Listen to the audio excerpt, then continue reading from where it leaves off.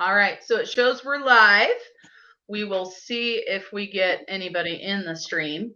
I'm going to go. Oh, now it shows it. There's the countdown. Hello, everybody. I am going to go ahead and give this just a couple minutes. I see some people are jumping in already. We'll give it, because we've got like 30 seconds until we're supposed to start. So we'll give this beginning just a few more time for a little bit more people to get into here. See, I already can't talk. Okay, so are we supposed to see anything on our end? Because I can only see you ladies. So. Yep, that's all you're supposed to see. Okay. Cool. All right, everybody, we're going to go ahead and get this live started. Thanks for joining us. My name is Marlene, aka SnowGardener307. And if you can hear us, will you guys let us know in the comments? Because I don't see anything in my comments yet. We are here to keep it real. There we go. We've got some comments there. We are here to keep it real tonight with 5 other amazing ladies. I'm so excited to be the moderator of our panel tonight.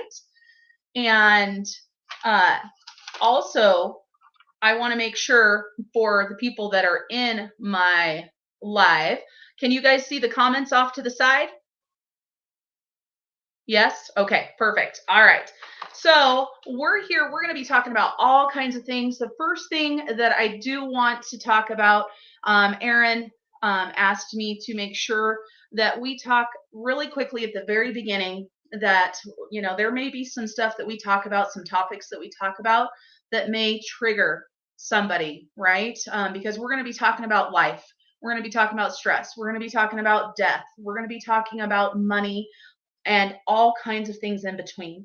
So if this is something that you don't want to watch, or something that you think you might not be able to handle at this point in your life, please make sure that if you need help, if you need anything, please contact anybody in your area to help you get through that.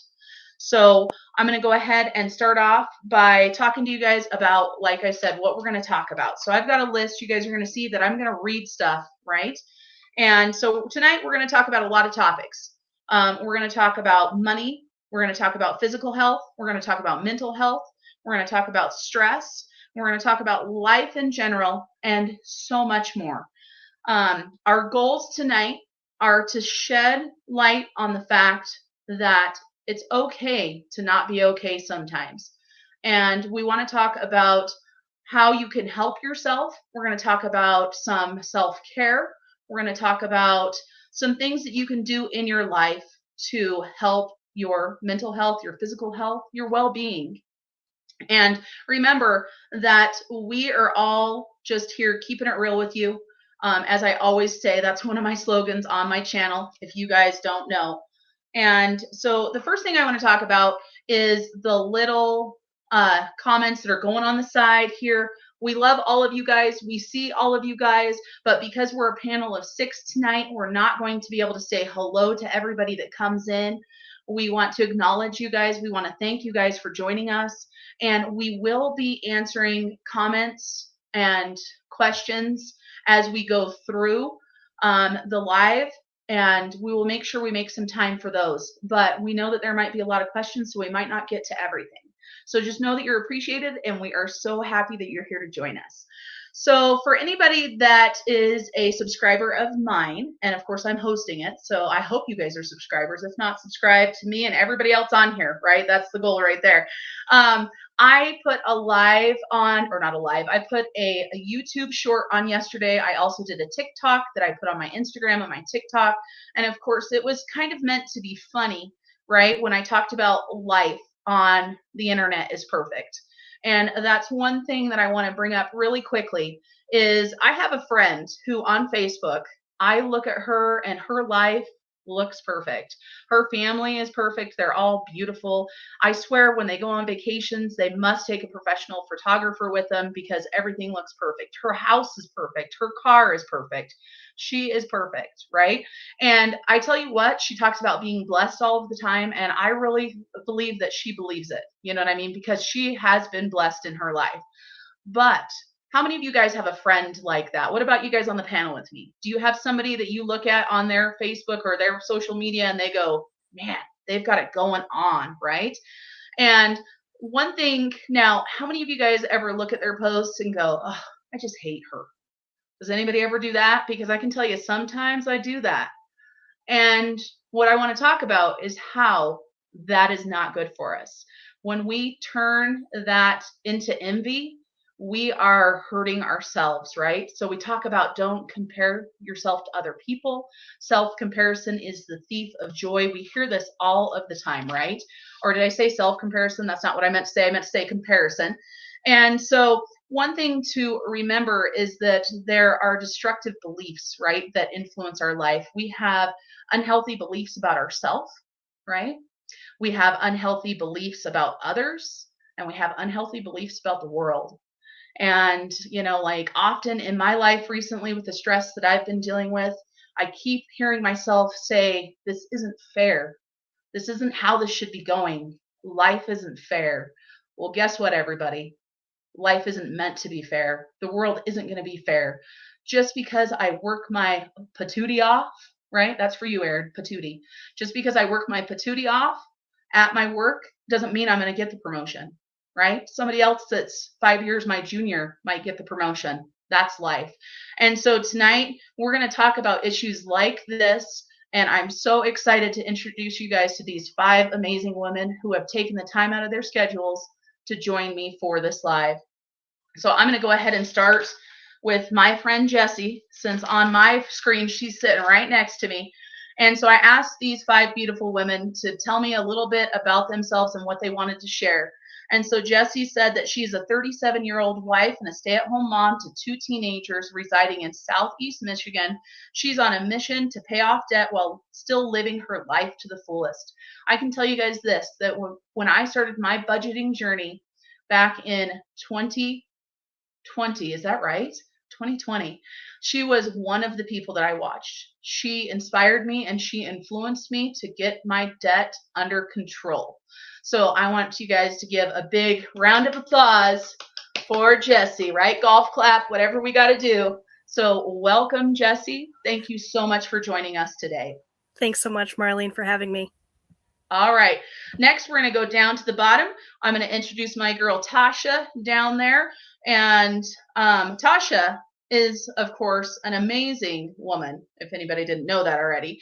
She told me that what she wanted in here is that she is a wife and a mother to 3 boys, and she is budgeting her family of 5 to financial freedom.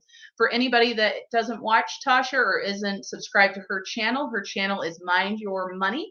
And I am super excited for Tasha because she has recently become debt-free. She kicked that debt's butt, and now she is working towards that financial freedom and all of her goals. So welcome, Tasha. Thank you. Thank you so much. Thank you, Marlene. Don't make me cry, please. And then we are going to go to the middle. We are going to go to Taylor for Taylor Budgets. And Taylor told me that she is a 27-year-old mom of a busy toddler striving for financial freedom and generational wealth.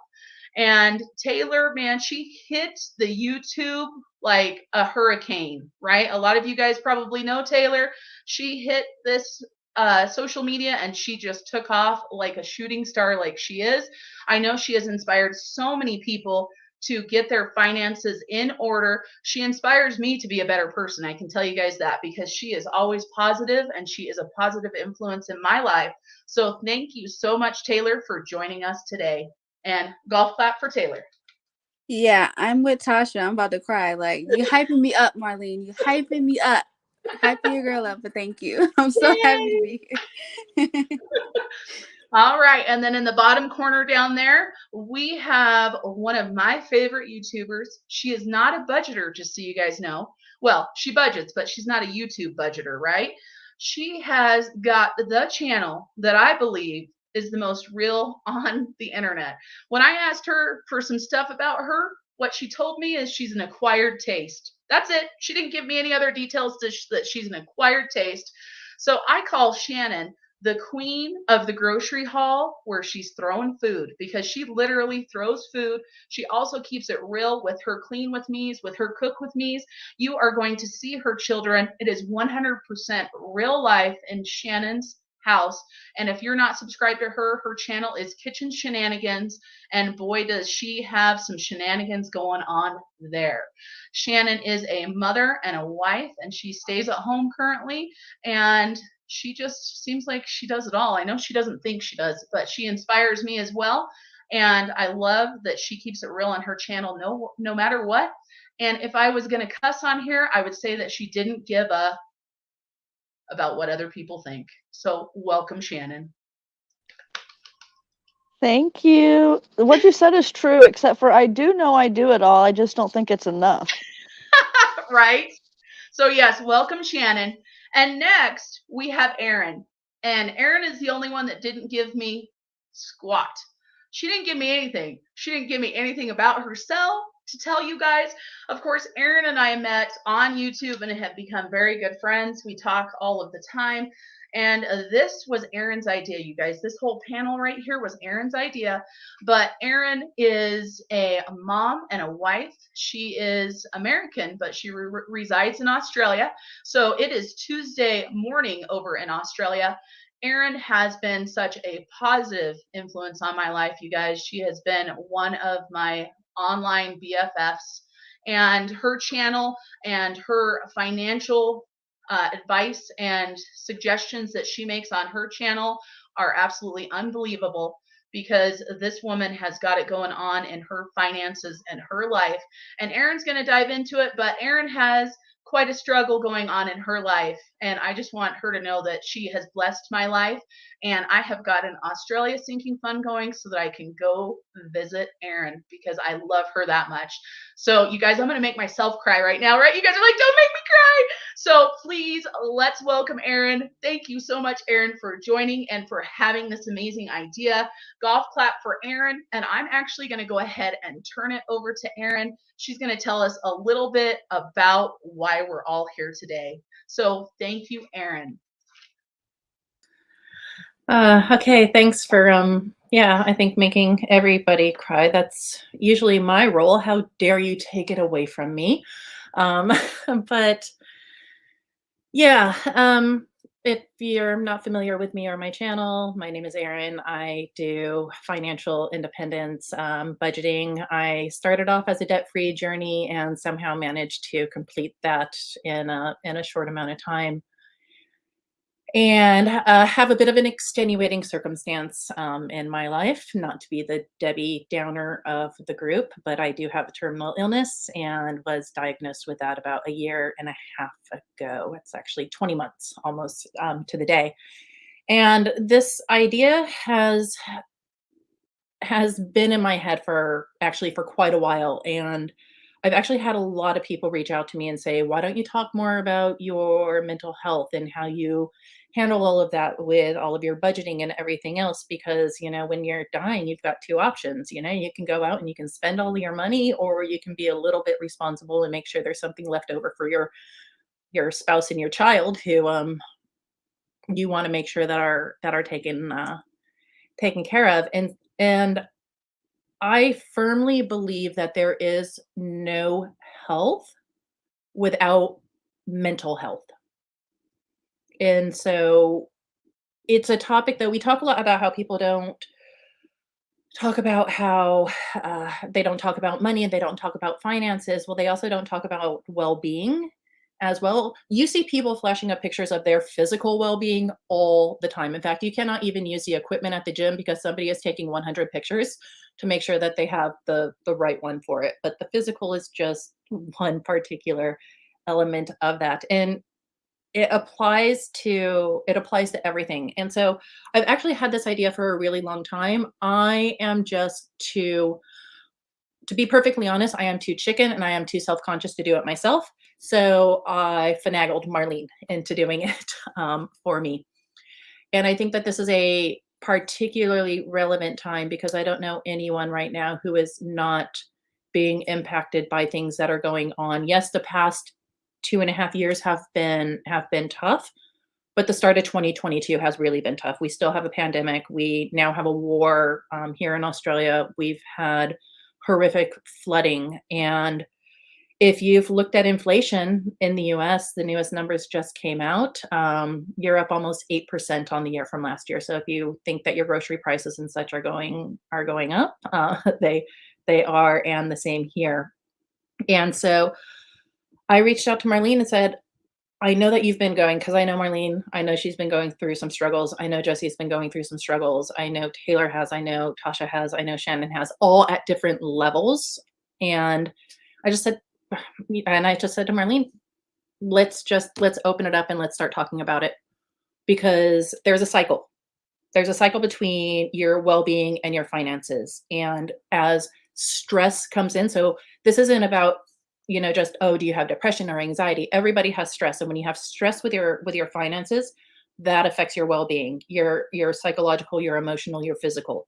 That then affects how you handle your money, which then affects your well-being. And it becomes a cycle all the way around. They are so closely interrelated that we can't just talk about money over on this side and not the other parts. There has to be some overlap. And one of the best ways I think that you can take care of your finances is by taking care of yourself and your well-being, including your mental, your emotional, your spiritual, nourishing yourself. And so I just thought that maybe we could open it up and start having that discussion, because it might help all of us with wherever we are at any point in our life, because everybody's experience is different. Some people say that, yeah, mine is an extreme one, but that's just extreme for me. You can't compare something else to what I'm going through, because everybody experiences it differently, and you cannot trivialize other people's experiences because you're not them. And there has to be a level of finding a way to practice self-care, practicing forgiveness, finding grace, and finding self-love that comes within that I think we can start having a discussion around that. So that was kind of my idea that I'm too chicken to talk about.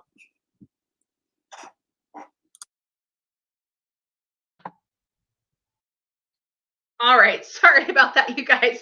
Trying to unmute myself, remember to unmute myself. And if you see me not looking at the camera, I am listening, but I am moderating. And this is the first time I've ever done it. And we're doing some stuff on the side. We're here to keep it real with you guys, right?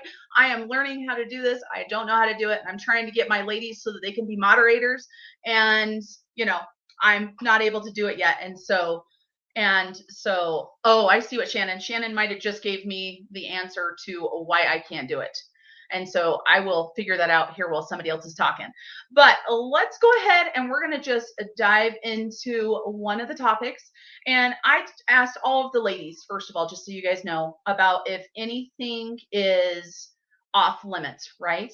And everybody said that they are okay to answer what the questions that we're going to talk about. We talked about some things before, but I do want to let you guys know that for everybody on my panel, of course, if something comes up and you don't want to answer it, just tell us that. It's okay, right? Say, I pass. I don't want to, right? I plead the fifth, whatever you guys want to do. So, and like I said, we're here to keep it real with you guys. All of us are here. We're here to help you guys and help ourselves, right? And so we have, I talked about those goals, right? We want to let you guys know that, first of all, you're not alone. I think that's super important for us to know. We are in this world where there are so many things going on, and we have social media, and we have so much going on, and we have so much influence that oftentimes we feel like we're alone. And so the first thing that I wanted to talk about and touch on, and I've got notes here, so let me grab my notes, is we talked about, income, right? And budgeting, because 5 of our channels are about budgeting. And so we have individuals on the panel that are dual income, single mom, moms with kids at home. I believe, yeah, everybody's a mom. So we got everybody that was a mom, but we all have different budgets, and we all have different budgets, different, I almost said schedules, different budgets. We all deal with different things. And I know my girl Tasha, she doesn't know I'm going to call her out right now, but it's one thing that came up. So I'm giving you some warning, Tasha, right now. Here's your warning. One thing for budget, one thing that we deal with that is really tough can be a loss of a job. And so I wanted to talk to Tasha because she recently did lose her job, you know what I mean, which I have no doubt was an extreme stressor. And so Tasha, I just wanted to ask you, how did you adjust your budget to make it work with your loss of your income? Thanks, Marlene. I'm honest to God, I'm trying not to cry. Because I haven't really talked about, like, I haven't gone into detail about it. But I found out that my position was terminated effective January 31st. I found out the first week of January. So the first thing I decided to do was, because I am married, my husband works, I took every single paycheck that I was expected to get in the month of January, and I just set it to the side. I didn't even touch it. I decided right then and there, I was just going to use my husband's income and whatever extra income we normally get, and we're just going to budget with that so that we could increase that buffer in our account, because I didn't know how long I would be out of work. Because immediately, I've been working since I'm 14. Like, I've never been without some type of employment. So for me, it was like a shocker. I don't know if you guys can still hear me. Okay. So I worked at this agency for 10 years. Not only was it a little bit just like it came so suddenly that I didn't know what the exact plan would be. But I just said, whatever I get from here, income wise, I'm just going to set that to a side, and then we'll just have to scale back a lot of whatever miscellaneous spending we were doing, just because we felt like it, because we're in the house and we're bored, we had to cut that down. And then my strategy was only use a lesser portion of what comes in, because that way, if we get railroaded, like if the rent goes up or, inflation is hitting our budget with our utilities and stuff like that, if anything happens, at least we have a cushion or a buffer to like help us along, if that makes sense. So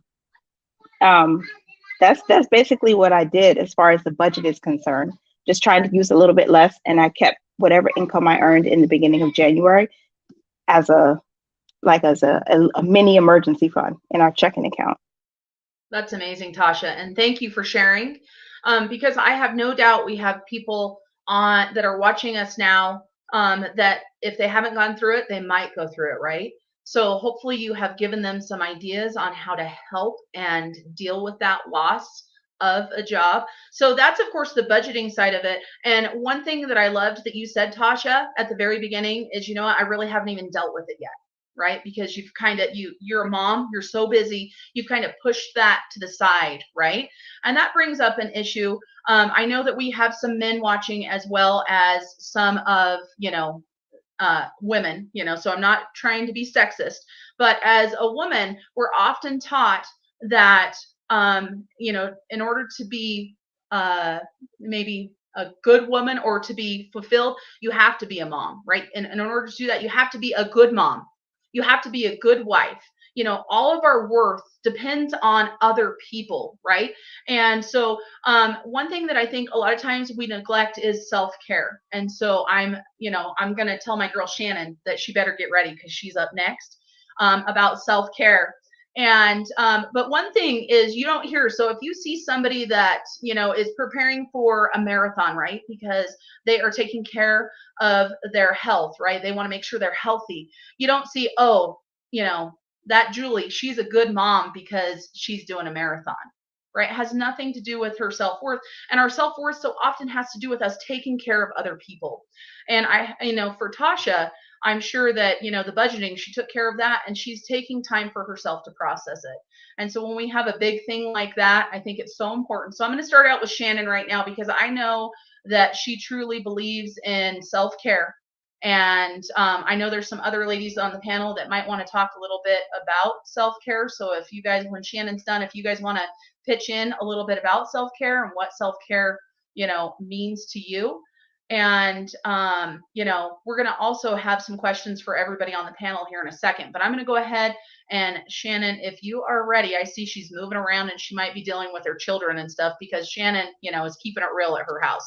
So Shannon, let us know what you think about self-care. All right, well, I forgot that I was going to get a demonstration for this. So I got to get that prepared for a second. Okay. Hold on. There we go. My panel's telling me that I was muted. While she's doing that, do any of you other ladies want to talk about self-care to give Shannon a chance to prepare her stuff? Jessi raised her hand, and then Taylor will go with Jessi. All right, Jessi, go ahead. All right. So I think that all of us for the last couple of years have been told over and over again, how important it is to take care of our physical health, right? With the pandemic and with everything else going on. And for me, the physical health was less of a concern than the mental health and the self-care. I'm relatively healthy and I have the luxury of being able to stay at home and stay safe and all of that. But in doing that, it was a lot of what do I do to fill my time? And is what I'm doing worthwhile? And that sort of thing. So I really spent that time kind of focusing on ways that I could take care of my family, yes, but take care of myself especially. And, it was simple things, the kind of things you hear all the time, right? Like make time to read a book or make time for a bubble bath or whatever it is. But I feel like through the pandemic, I sort of gave myself permission to spend more time in those areas that I kind of would have put on the back burner before. So, self-care can be anything, anything that you want, but I just found that giving myself the permission to take that time to do that was self-care in and of itself.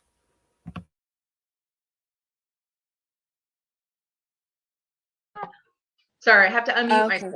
There's Taylor. Go ahead, Taylor. You go. Okay. Sorry. So I just want to, like, what Jessi said was amazing, because I was going to talk about the mental aspect of self-care, because like she said, a lot of people may think, oh, with self-care, I need to do something for my body.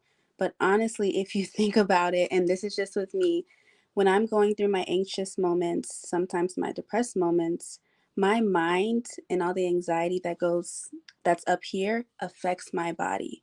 I cannot tell you the amount of times, transparent as always, the amount of times I have gone to the doctor and I'm like, why is my left arm like, what is this? Or why is my heart, why my back hurting, like my head, constant headaches? And they're like, so tell me about you. Like, what is your stress level like? And I'm like, they were like, you need to understand that your mind is powerful and it's going to affect your body. You may think that you're like, oh, I'm good, I'm chilling, and then you like literally like pass out from like heart palpitations and panic attacks and have to go to the hospital because up here you're telling yourself you're okay, but your body will tell you like something's going on. So I think you have to think about the mental aspect of it, whether that is meditating, if that's what you do, praying, going for a walk. Sometimes what I do, just to get my mind out of everything, I sing and I dance around my house, and I dance like a maniac. And I say that in a good way. And that honestly just takes everything away from me. So whatever it may look like, I say do it and do it for you, because self-care is for who? You. So I think that's what I just wanted to piggyback off of what Jessi said. Like, there is a physical aspect of it, but number one is mental. Always. Thank you, Taylor. Yes, that was great. And Erin has her hand up. I know Shannon might be ready, but Erin has her hand up. So let's go to Erin really quick. No, I just want to reiterate what Taylor just said, because for about the last 3 weeks, or actually more than 3 weeks, about 3 months, but I could not lift my arms any higher than here. And I had scans and everything else, and I had a brain block. How do you undo a brain block? Because your brain starts telling your body it cannot do these things, and it's unconscious. You're not actively saying that to yourself, and you actually get mad at yourself, I think, a little bit when that happens as well, because you're like, I know I can go for that walk. I know that I can do this and I can do that. So the way that it manifests in different ways, and understanding that it can manifest in different ways, and pushing that when you are talking with a person or a doctor or something else, because yes, a lot of times it will be, get outside, you need more endorphins, or you need more mental clarity, you need to meditate. A lot of times it's finding a way for you to get out of your own way when you don't know that you're doing that to yourself. And it's a real thing, and I think it's something that is not well understood in the physical health domain, because it's like, oh, you need to stretch more, you need to do this, you need to do that. And the way the mind has control over the body is absolutely, it's amazing and scary as hell at the same time. Yes, Erin, the mind is a scary, scary thing. And so it looks like Shannon's ready. She's my girl that, like I said, for self-care. Just so you guys know, when I talk to Shannon, she's often going for her nightly walk. So I know that's one thing that she does for herself quite often. All right, Shannon. Okay, so for starters, I'm about to point the camera down. You're gonna see my disgusting floor. Mind your business. I know it's disgusting. Second of all, I have 2 demonstrations, okay? Can y'all see? This is a cup of spoons. There's 8 spoons in here, okay? So, I have 3 children. That's a spoon. I have a husband. That's a spoon. I have 4 pets. That's a spoon. I have friends. A spoon. I have YouTube. Did I already say that? No. That's a spoon. So I have these 3 spoons left, right? Every day you wake up with spoons. You have your spoons that are just automatically gone every day because you don't have a choice but to use those spoons. So I have these 3 spoons, and I have to decide every day what I use these 3 spoons on, okay? So this is making dinner. And this is doing laundry. And this is cleaning the bathroom. Did y'all notice I didn't say I also cleaned my living room and cleaned my kitchen and dusted the baseboards and cleaned the ceiling fans? Well, that's because that's all the spoons I had for the day, and that's okay. We have to give ourselves permission to be out of spoons. I can't just make more abracadabra and they appear. That's not how life works. So just know that if you can't get everything you wanted to get done in a day done, that's okay, because you only wake up in the morning with so many spoons before you have to wash them by going to bed and starting over. Second is, I'm sure Marlene and Jessi and Erin, who are on here, are very aware of what this glass represents. It is a glass of water. And you only have so much water in your glass. Now here's 3 glasses. I have more than 3 glasses I have to pour into every day, but we are just going to demonstrate with these 3 glasses. Okay. So I play a game with my kids. There's less water in my glass. I spend an hour conversating with my husband and talking about how he's doing. Less water in my glass. Let's see what else. I spend 2 hours on the phone with a friend going through a rough time. There's less water in my glass. I'm making doctor's appointments, cooking food, kissing boo-boos, changing diapers, giving baths, letting pets out. I now have nothing to give. Nothing else is coming out to pour into these other glasses that I have to pour into every day without a choice, because I have children, I have a husband, I have pets, and those are things I can't not pour in. This bigger glass represents your self-care. So you go for a walk, you take a bath, you read a book, you watch some TV, and eventually you now have more to give. So I am a strong advocate, some of you have heard me say it probably way too many times, to refill your glass. You can't pour from an empty cup. If you have nothing left to give yourself, you have nothing left to give somebody else.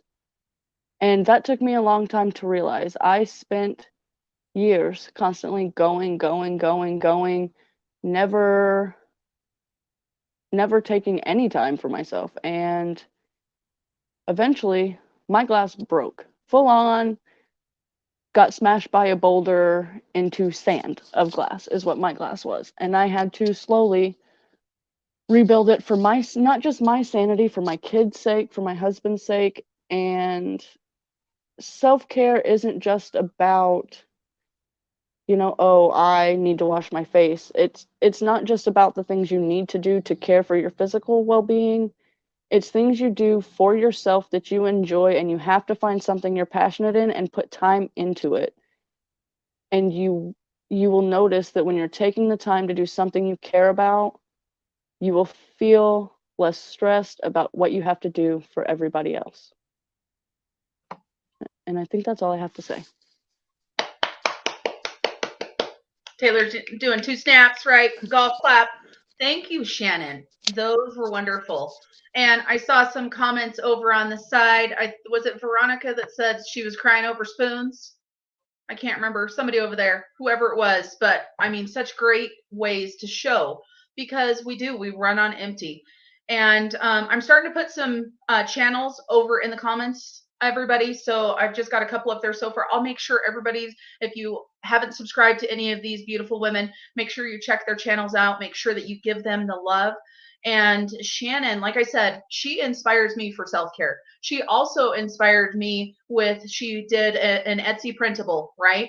And it didn't have to do with budgeting, but it had to do with other aspects of your life. And so I set goals to read, right, for this challenge. And it was a 30-day challenge. And during that 30 days, I think I read, or 31 days, I think I read 29 out of 31 days just by using her printable. Then I got busy and I was like, oh, I'm going to print a new one, but I won't do it. I've read like 3 days since, you guys. So I didn't make it a priority. And for me, for self-care, reading is a huge thing for me, because I shut off my phone. I shut off YouTube. I shut off the world, and it's about me, myself, and I. And that's okay, right? A lot of us, it's like we don't think we're enough, but we are enough. So thank you so much, Shannon, for that. Does anybody else have anything else to add for self-care? Oh, Shannon, go ahead. And something I wanted to add was, we always say, not always, not all of us, but I know me as a mom and a wife, I'm constantly thinking to myself, I'm not enough for my kids. I'm not enough for my husband. And when it comes down to the fact, yes, we want to be good for our husband and we want to be good for our kids, we have to be enough for ourselves before we can be enough for anybody else. And I just wanted to add that. I love that, Jessi. And we talk, and, I don't know how many times people have told me, you have to love yourself before anybody else can love you, right? For those of us that struggle with liking ourselves, loving ourselves.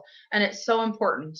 None of us are ever going to be perfect, right? I joke around with Bridger and say that, when I'm happy about something, I'm like, wow, I'm finally happy about something. Because for me, when I reach a goal, it seems like all I can think about is, well, I made this goal, I didn't do this, right?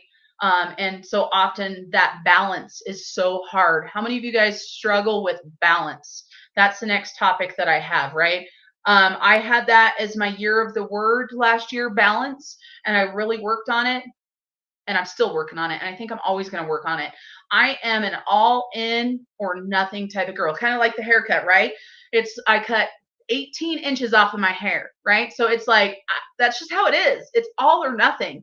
And it's not necessarily good, right? So that means I either have a day where I run my butt off for 18 hours straight and get everything done, or I have a day where I can't lift myself out of my bed to do anything. You know what I mean? So it's real. And just because you guys don't see it on our YouTube channels, just because you don't see it on our Instagram, doesn't mean that we aren't struggling. And that's what we're here to talk about. And that's what I think is so important. And I see that my friend Erin is doing the little thing. So what do you want to say, Miss Erin?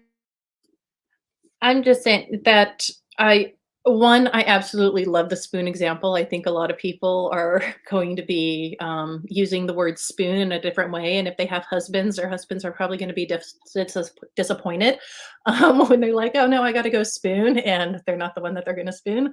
But also, you know, at the end of the day, the things that will be remembered or will be missed are the moments, not the things that you didn't do. They're not, people aren't going to sit around and talk about, oh my God, she never had the dishes done. But they will talk about, you know what, she loved or he loved his children. She loved their family. They loved their friends. They loved their community and everything that goes with that. And we tend to, the only people that really care about how everything looks and if it's not picture perfect are the people that, I don't want to say that they don't matter because sometimes they do, and it might be a mother or a mother-in-law or, you know, not generalizing, stereotyping or anything. It could be, you know, a sister, a friend, a rival from high school or anything like that. But at the end of the day, the people that you love and who love you are not going to remember all of the great things that other people did. They're going to remember all of the great things that you did. And if it was a, you know, dinosaurs behind a TV or a refrigerator, you actually will miss those things because they're not there to do it anymore. And it is so true. And there's a commercial right now. It was a Super Bowl commercial, and I can't remember who's in it, but it's basically, you know, are you going to wish that you bought a bigger TV, right? Are you going to wish that you did this? No, you're going to miss, you know, and I think it's a Travelocity or it's a travel commercial, right? It's talking about instead of buying things, do experiences. And that's one thing that I do for my children and my family. We do experiences, right? And you know what? On the budgeting level, you can do some pretty cool experiences with some, you know, small budgets. It doesn't have to be a grand trip. It doesn't have to be something huge as far as that goes. And, you know, and that kind of leads into a topic that I want to talk about next, Erin, kind of naturally. And Jessi and I had a conversation about this before we started. And I'm going to start off with my own story first. And, you know, this is getting pretty heavy, right? And so we talk about this is going to make me cry. You know, like right now for me, the tears are already there. And what I want to talk to you guys about is loss, right? We all deal with loss. We see people, you know, like I watched Jessi and her loss and, you know, that she experienced and I experienced it through her. And, you know what I mean? That was tough. But for me, my loss that, you know, for me, for those of you guys that watch my channel, and with Mother's Day coming up, you know, it's a sucker punch. I lost my mom and, you know, it took me a long time and I'm still not okay. I'm still not okay. And it's okay to not be okay. So like I said, the tears are right there. I'm trying to keep it together. Because for this type of thing, you got to keep it together. But it's okay to not be okay. My mom was my everything. She had me when she was 16. She was a foster child and she finished high school. And, you know, she was it for me. And my mom had a lot of struggles. And I got married in 2020 to Bridger in July. And my mom wasn't able to make it. And then I lost my mom just a couple weeks later. And it's just one of those things that, we have to deal with. We have to deal with it. And so, like, our purpose here is not to make people cry. We love you all. We're not trying to make you guys cry. But how am I dealing with that? Right. One of the way that I'm dealing with that is that I'm talking to the people that I love and letting them know when I'm depressed, like on Mother's Day, it's coming up, it's like my first Mother's Day without her, it's tough. We have to figure out how we're going to deal with the loss. And that's what we've got to figure out. And we're all different. And grieving is different. And so mine, you guys see that it still chokes me up. I'm still not okay. Miss Jessi, this is raw right now because it just happened. For anybody that's not subscribed to Jessi's channel, she lost her sister, her younger sister, very recently. And like I said, I watched it and experienced it through her videos and watching her. And so, Jessi, I know it's real and it's raw right now, but can you tell us, what are you doing for yourself to make it better for yourself? We know it's not going to go away. We know it's not that, but what are you doing for yourself? Well, first of all, Marlene, I'm very sorry for your loss. I'm no stranger to loss. I lost my dad at 17 when I was 17. I lost my mom back in 2012. And there's losing a parent, there's nothing like it. But losing a sibling, especially a younger sibling, especially at such a young age, she was 34. That's a whole different kind of grief. And, it's a surprise, obviously. And it, outside of just the grief of her loss, there's this whole other mindset of like, she's here and she's gone and she's 34 and there's so much that she didn't get to do. And you start to think yourself like, wow, life is so short and there's so much that I still want to do. And for me, it was like almost like a downward spiral. Both the grief and that thought of like, life's too short, and especially kind of tying it in with budgeting, like life's too short. Why am I working my tail off and cutting everything out to try to pay off this debt when I could be gone tomorrow? Or why am I not going out and buying that new car, which I did, by the way, because life's so short and we may be gone tomorrow. And it was sort of like a really rapid downfall of all of these goals that I had and all of these money things, and then, life things too. And just like reprioritizing things, I guess. And like I said, a lot of it was grief as well, but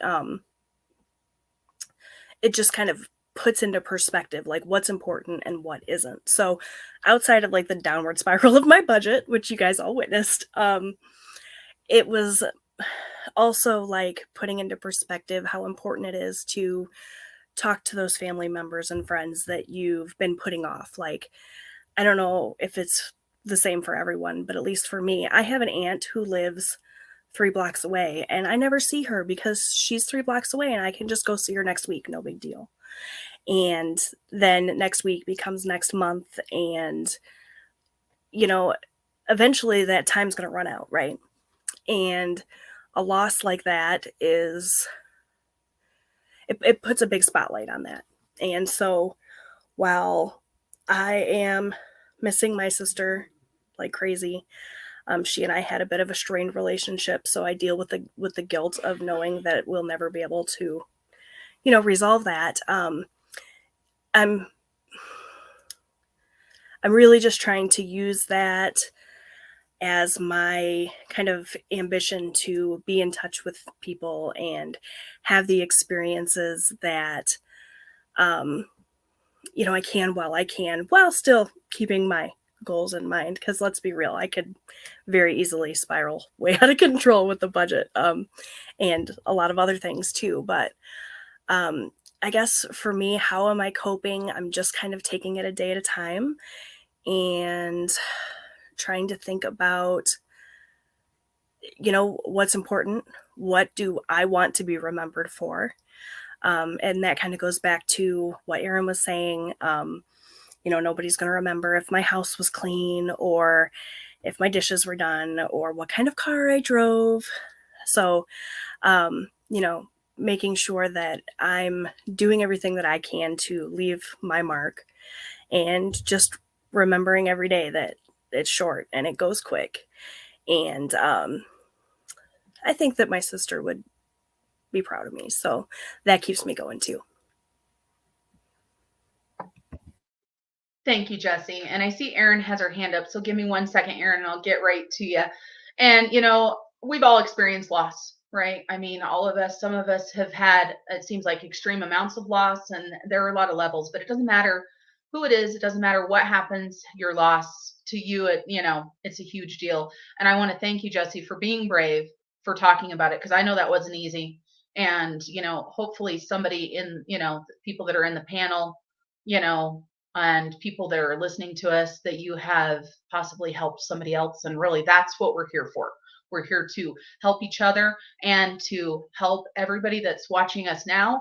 For those of us that are watching the replay, for anybody, we are going to make a difference. And I think that that's what's so important. So let me go ahead and turn it over to Erin now.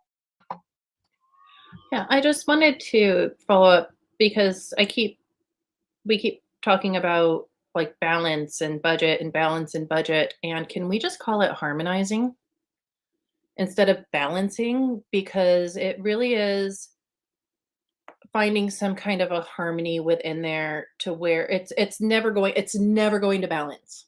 It's just, it's not going to happen. But we do hear so much of, oh, get out of debt, get out of debt, get out of debt. And Jessi, I'm right there with you. I mean, I bought a new car back in October.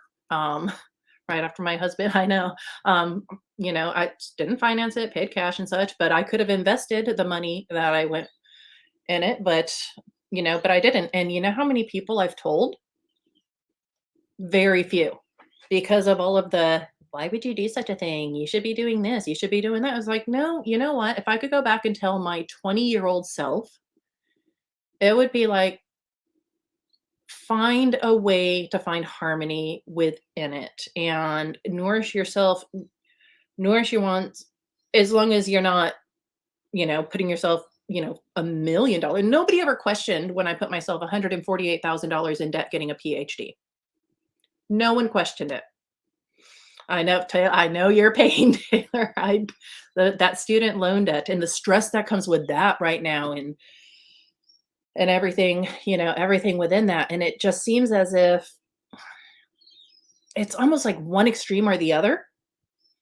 And when you try to find that, that in between, and this is what works for me. And sometimes it is loss or grief that triggers that. It can be any number of things, but we only have so many spoons. We only have, so much water. We only have so many hours in the day, and we only have so many days in our life to where, I love, like, myself, one of my big self-care is watching Tasha and what she is doing right now with her baby. And I love watching Shannon. Shannon has videos where she's dancing with her baby. I love it. I like that. It calms me, and it just brings me, so much peace and happiness. Taylor with Lauren doing her hi at the beginning. It like, those are, that melts my heart. And there's, no money or anything that is involved in that. But at the same time, we should not be ashamed of spending our money. We worked for it. We don't shame men when they're out there, it's glamorized. Yeah. But we should not be ashamed of spending it. We should not be ashamed of saving it. We should not be ashamed of investing it. We should not be ashamed of anything that we're doing with it at all, because we are doing what is best for us, and knowing that sometimes these are the only moments or the only opportunities that we will get to do that. And you have to seize the opportunities. What was that? Carpe diem, seize the day, Dead Poet Society. Gosh, that's how old I am.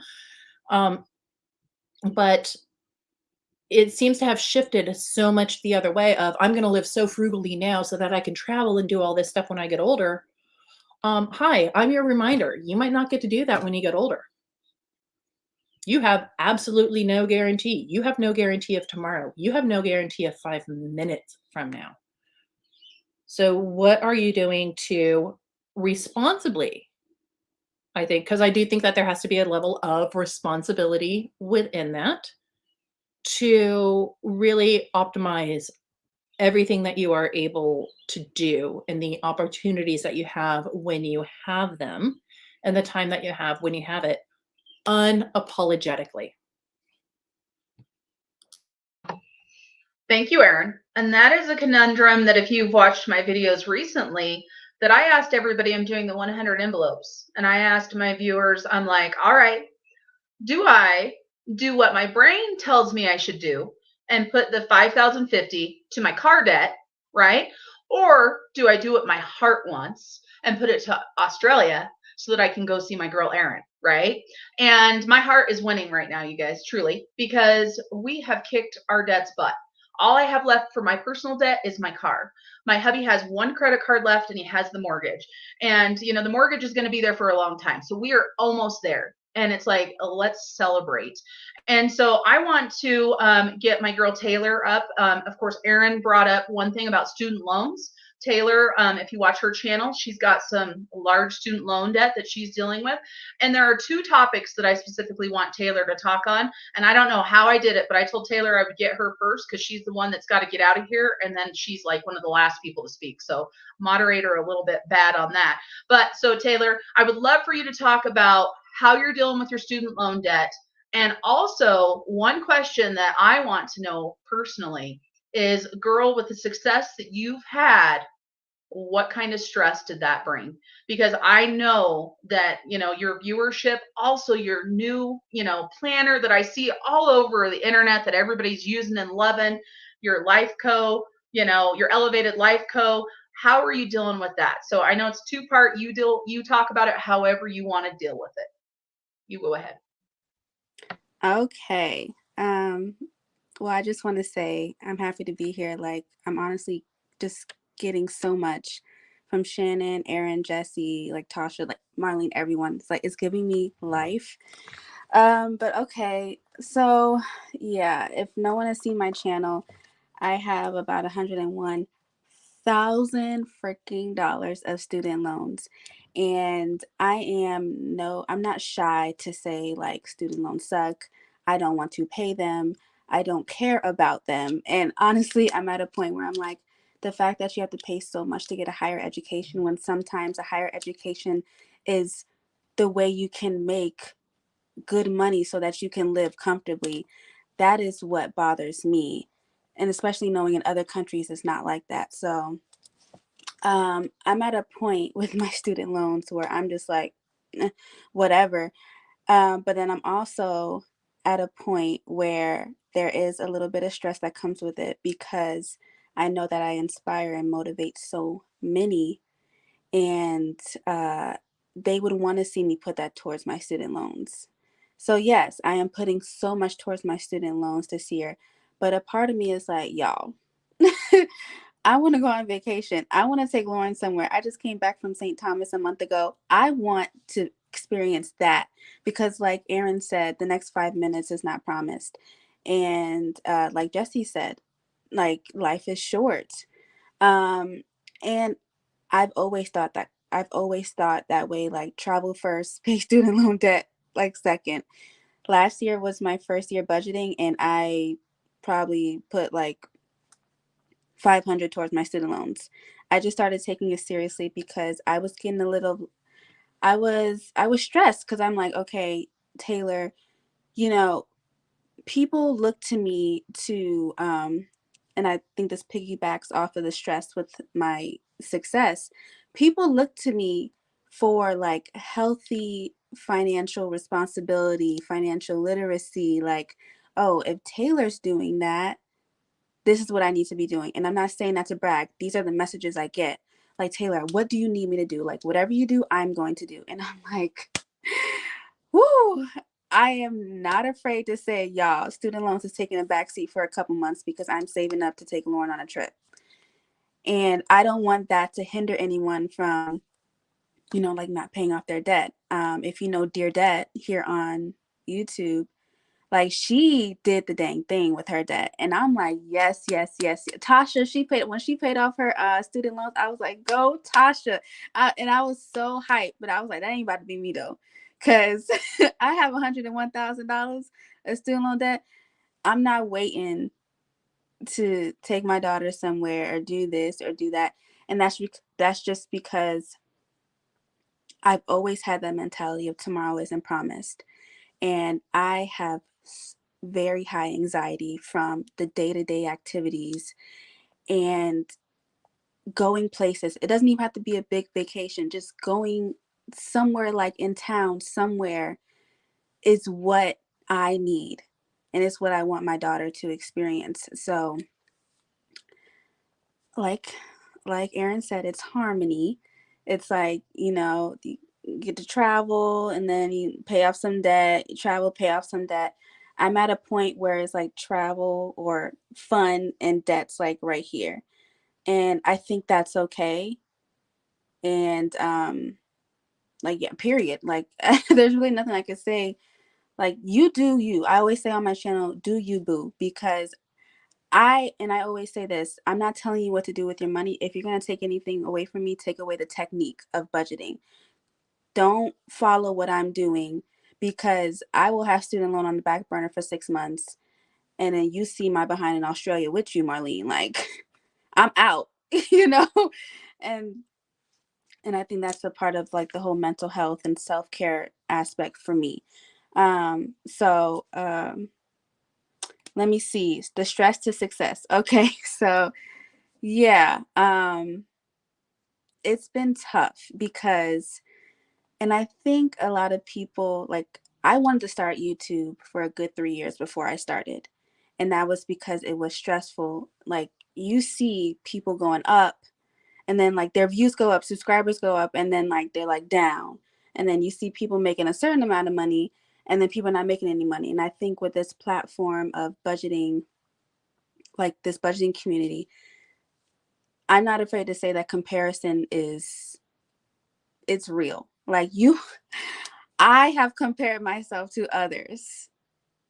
And it's not the subscriber. I've compared myself to people's Etsy shops, their Shopify shops. Like, oh dang, there's people. I was at a point where I was like big baller.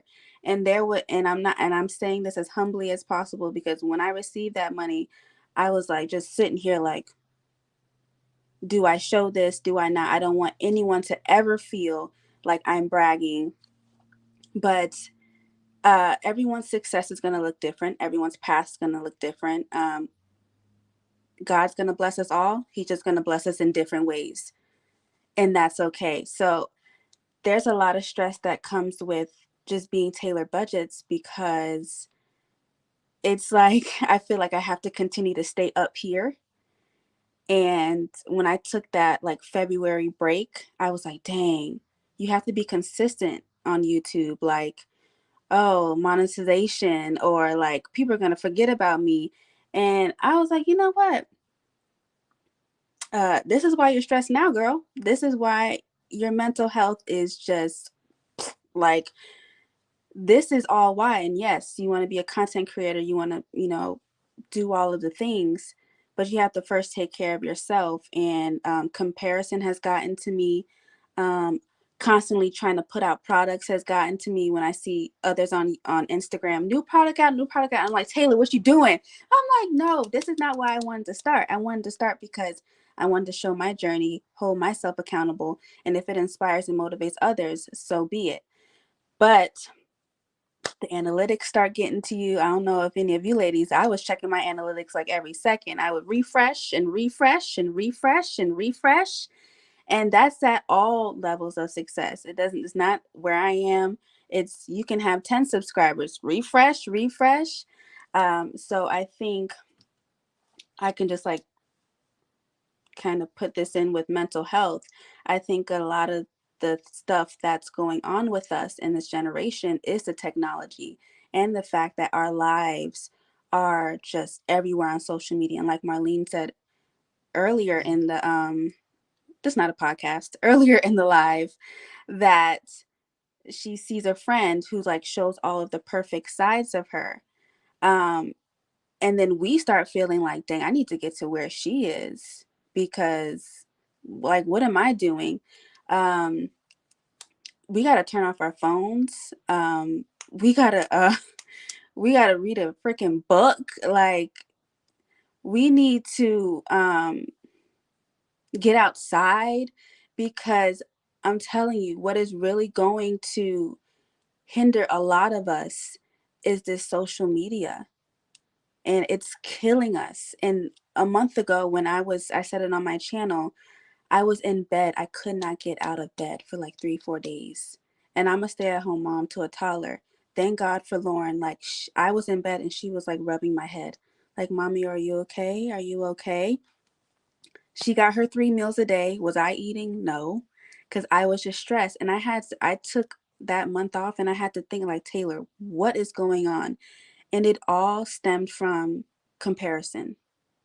And I'm not doing what she's doing. I'm not doing what she's doing. I'm not as consistent on YouTube.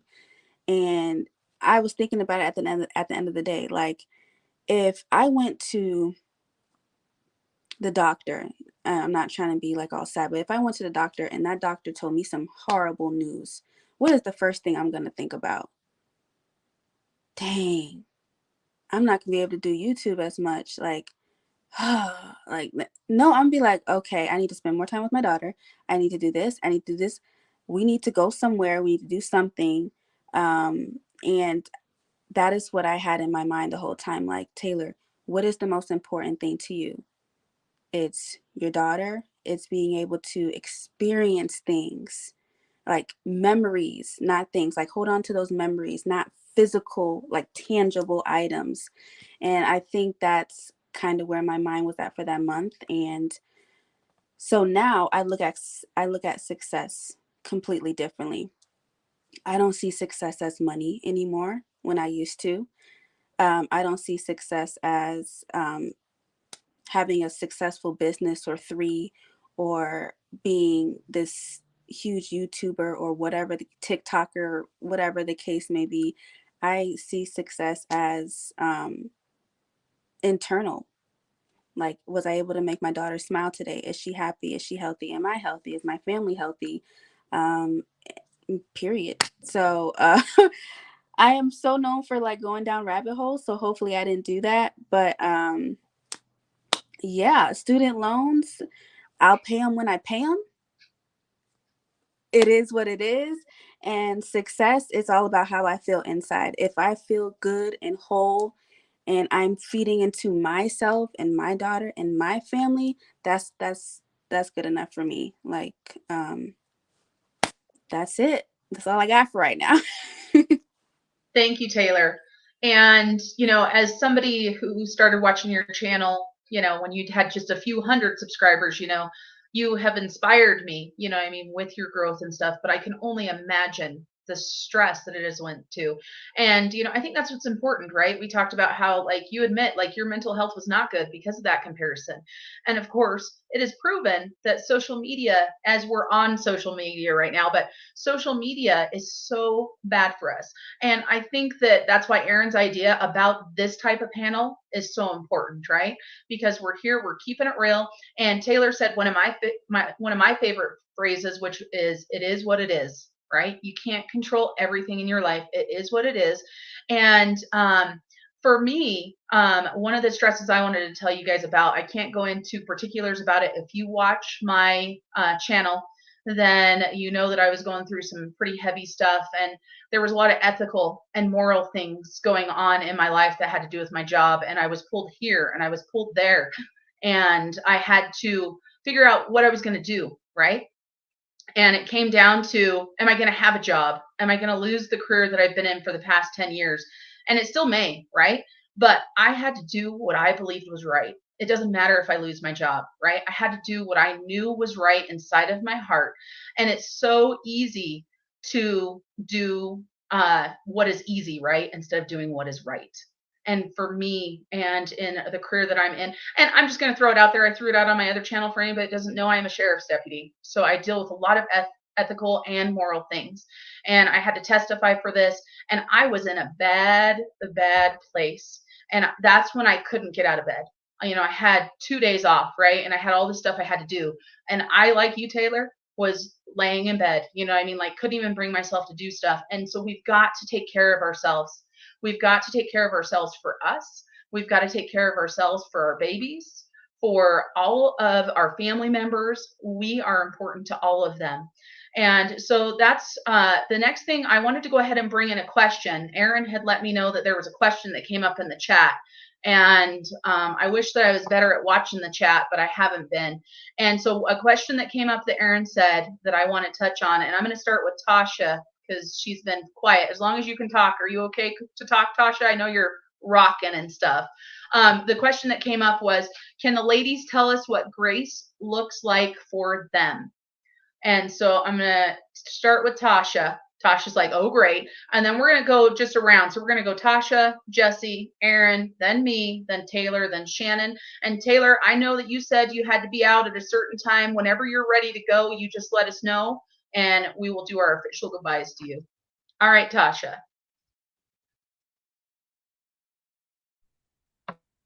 Yeah. I have to process that a little bit. I think the first thing when I think about grace is we should definitely be gracious to ourselves.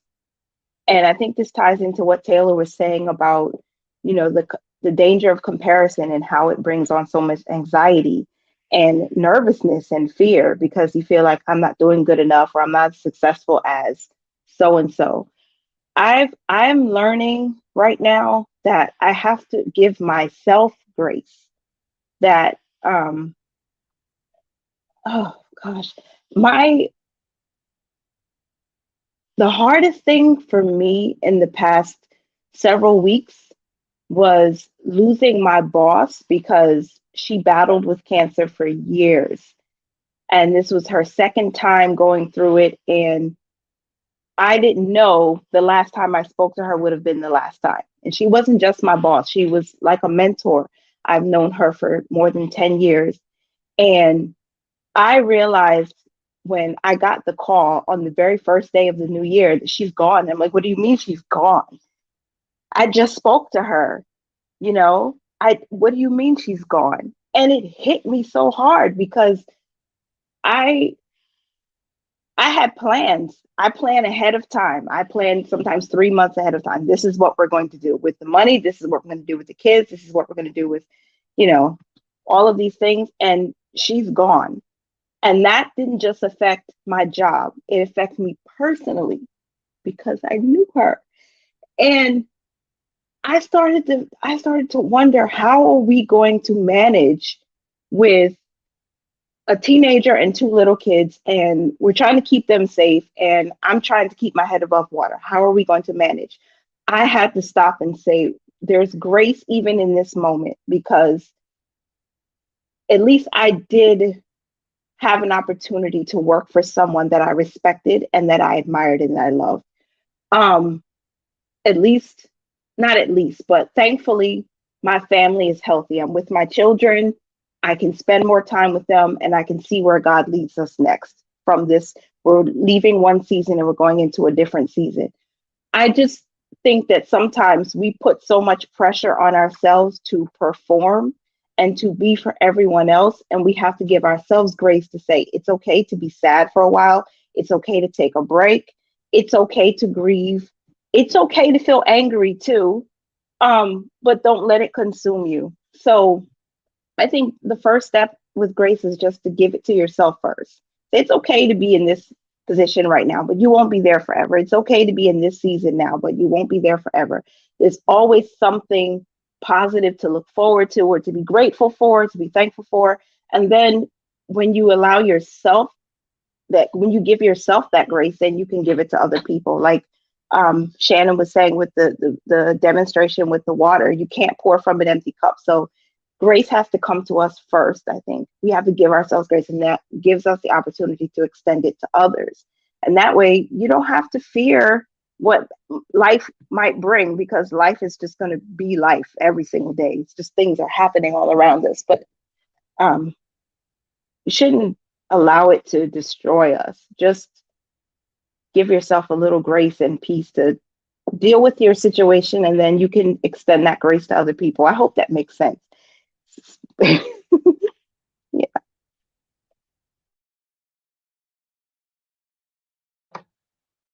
All right, Jessi, your turn.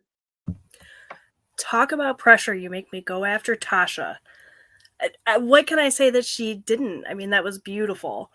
I think that when I think of grace too, I think about giving yourself grace, because I feel like none of us do that enough. We are all so quick to give that grace to others, like to let somebody else off the hook for something, or to I don't know. She said it perfectly, honestly, and I think that the graceful thing to do would just be to say what she said.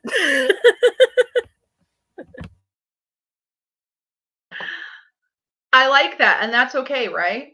What about you, Erin? You got some thoughts? She's like, no. No, I do, but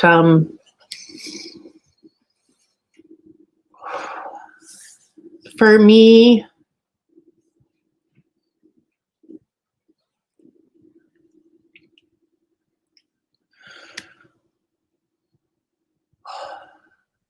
You're a badass, Erin. It's okay. You got it.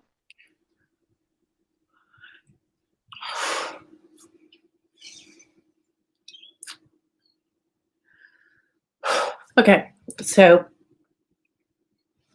Tasha, Jessi, Marlene have talked about your loss, and so for me it is forgiving myself for the pain and the grief that I know that I'm going to cause others.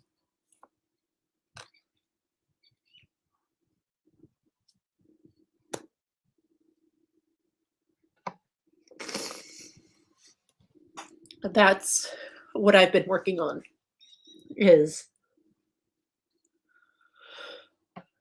I've been on the receiving end. I've lost my father, I've lost my aunt. And I know what that pain felt like.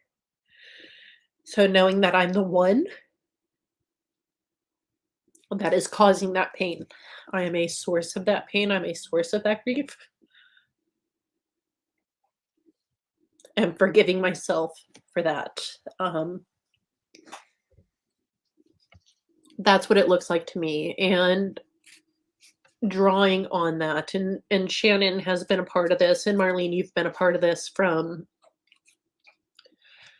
you know, quite a while, and you guys have been there when I have reached out and I have asked for help, and that is just where a lot of that comes from, because I hate seeing other people in pain, right? It's like with a child, and you want to kiss the boo-boo and you want to take the pain away, but when you know that you're the one that is creating that, you can't just kiss yourself and take yourself away. So that to me is showing kindness to myself, forgiving myself, and having other people around me understand that it's okay if they get mad too. And allowing myself to get mad, because oh my gosh, we get mad sometimes, right? Especially with any type of struggle, with stress. Did I not work enough? Taylor, you were talking about looking at analytics. Oh my gosh, I'm a numbers girl. I love numbers. I love analytics. I've quit looking at analytics because it just, oh, yeah. So to me, it is, yeah, it's about not just forgiveness of self, or well, forgiveness of others, forgiveness of self, but also for me, forgiveness of situation, because sometimes you can't control a situation, and that's just how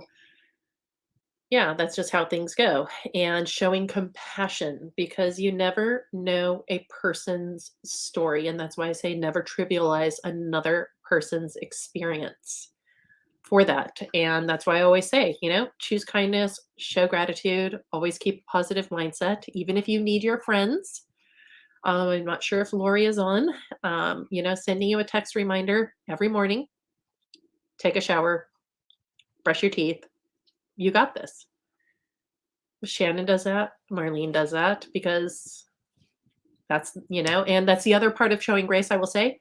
Ask for help if you need it. Ask for help.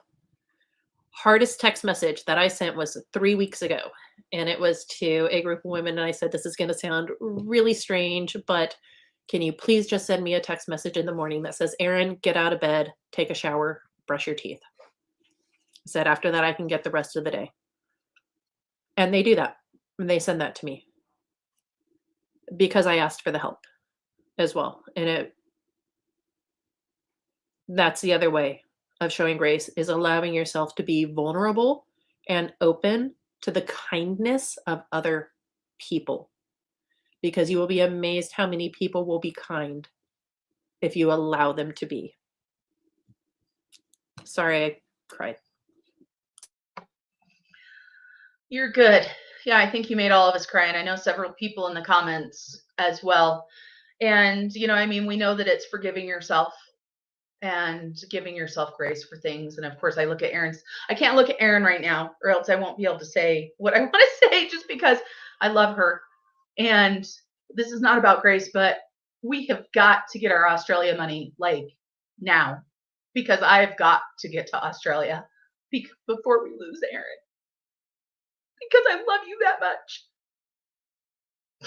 So grace, for me, it is forgiving yourself and moving on. I am a perfectionist. I can't do this, you guys. I can do it. We got this. I am a perfectionist in my life, which is a hard thing to be, right? So we make mistakes. None of us are perfect. We know that we make mistakes. But you've got to forgive. You've got to forgive yourself. You've got to forgive people in your life. And in the business that I'm in, I see a lot of people that come through my line of work that have excuses, right? They say, I was raised in a bad home. I was abused. My parents did drugs. I live in a bad neighborhood. You know what I mean? And, I hope I don't receive hate for this, because that's not where this is going, right? This is a very raw space for all of us. But you have a choice. You can either be a victim or you can be a survivor, and you've got to decide. I came from a shitty childhood filled with drugs and abuse, and I made a choice to be a survivor and not a victim. I went into law enforcement for that reason, to hopefully help other people. But I can tell you this, when I hear people say, oh, I'm doing this because my dad sexually abused you. I've been there, done that. I made it through. It's okay. You can do it too. And so forgive yourself, forgive the people that are in your life that did you wrong, because if you don't, your mental health is never going to get anywhere, right? If you hold on to that hate, if you hold on to that, you are killing yourself. So forgive and forget and move on. Okay. And, I'm not saying that people don't have hard lives. That's not what I'm saying, but I'm saying you have a choice. No matter what happens in your life, you have a choice and you are in control. I tell my teenagers all the time, life is about choices, but every single choice that you make has a consequence, good or bad. That's it for me, Taylor. So I think I just kind of want to piggyback off of what you were saying, Marlene, because I think we pretty much covered grace. But I do want to say that when I was counseling as a part of my internship, I would say almost all of my clients that I have told them, give yourself grace. And they would just look at me like I feel like grace, saying that, give yourself grace, is so cliche. But we really kind of have to think about what it means. And that's what I would help my clients with. So more on like the mental health or like therapy aspect. I did write down some notes, so I'll be looking down. But like, so based off what Marlene said, like she said, you decided to not be a victim, like you decided to be a survivor. So when giving yourself grace, you have to do the homework, and you have to want to change and want to succeed and want to move past all of the afflictions and everything that's gone wrong or negative in your life. So I said, like, assessing areas in your life that need healing. That's doing the homework. So instead of saying like, oh yeah, I've been through this, I've been through this, I've been through this, but see, I'm here now. Okay, the fact that why aren't you talking about it? Like, why don't we talk about those tough things? Addiction, sexual, verbal, emotional, spiritual abuse.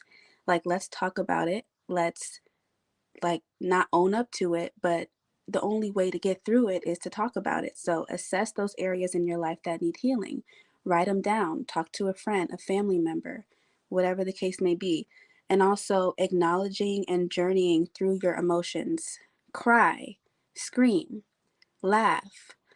I mean, throw things if that's what you need to do. Like, those places where you could just go and throw stuff. Like, do that. Like, go through all of those emotions. Be vulnerable with yourself. Like what Erin was saying, give yourself grace. Be emotional. Be vulnerable.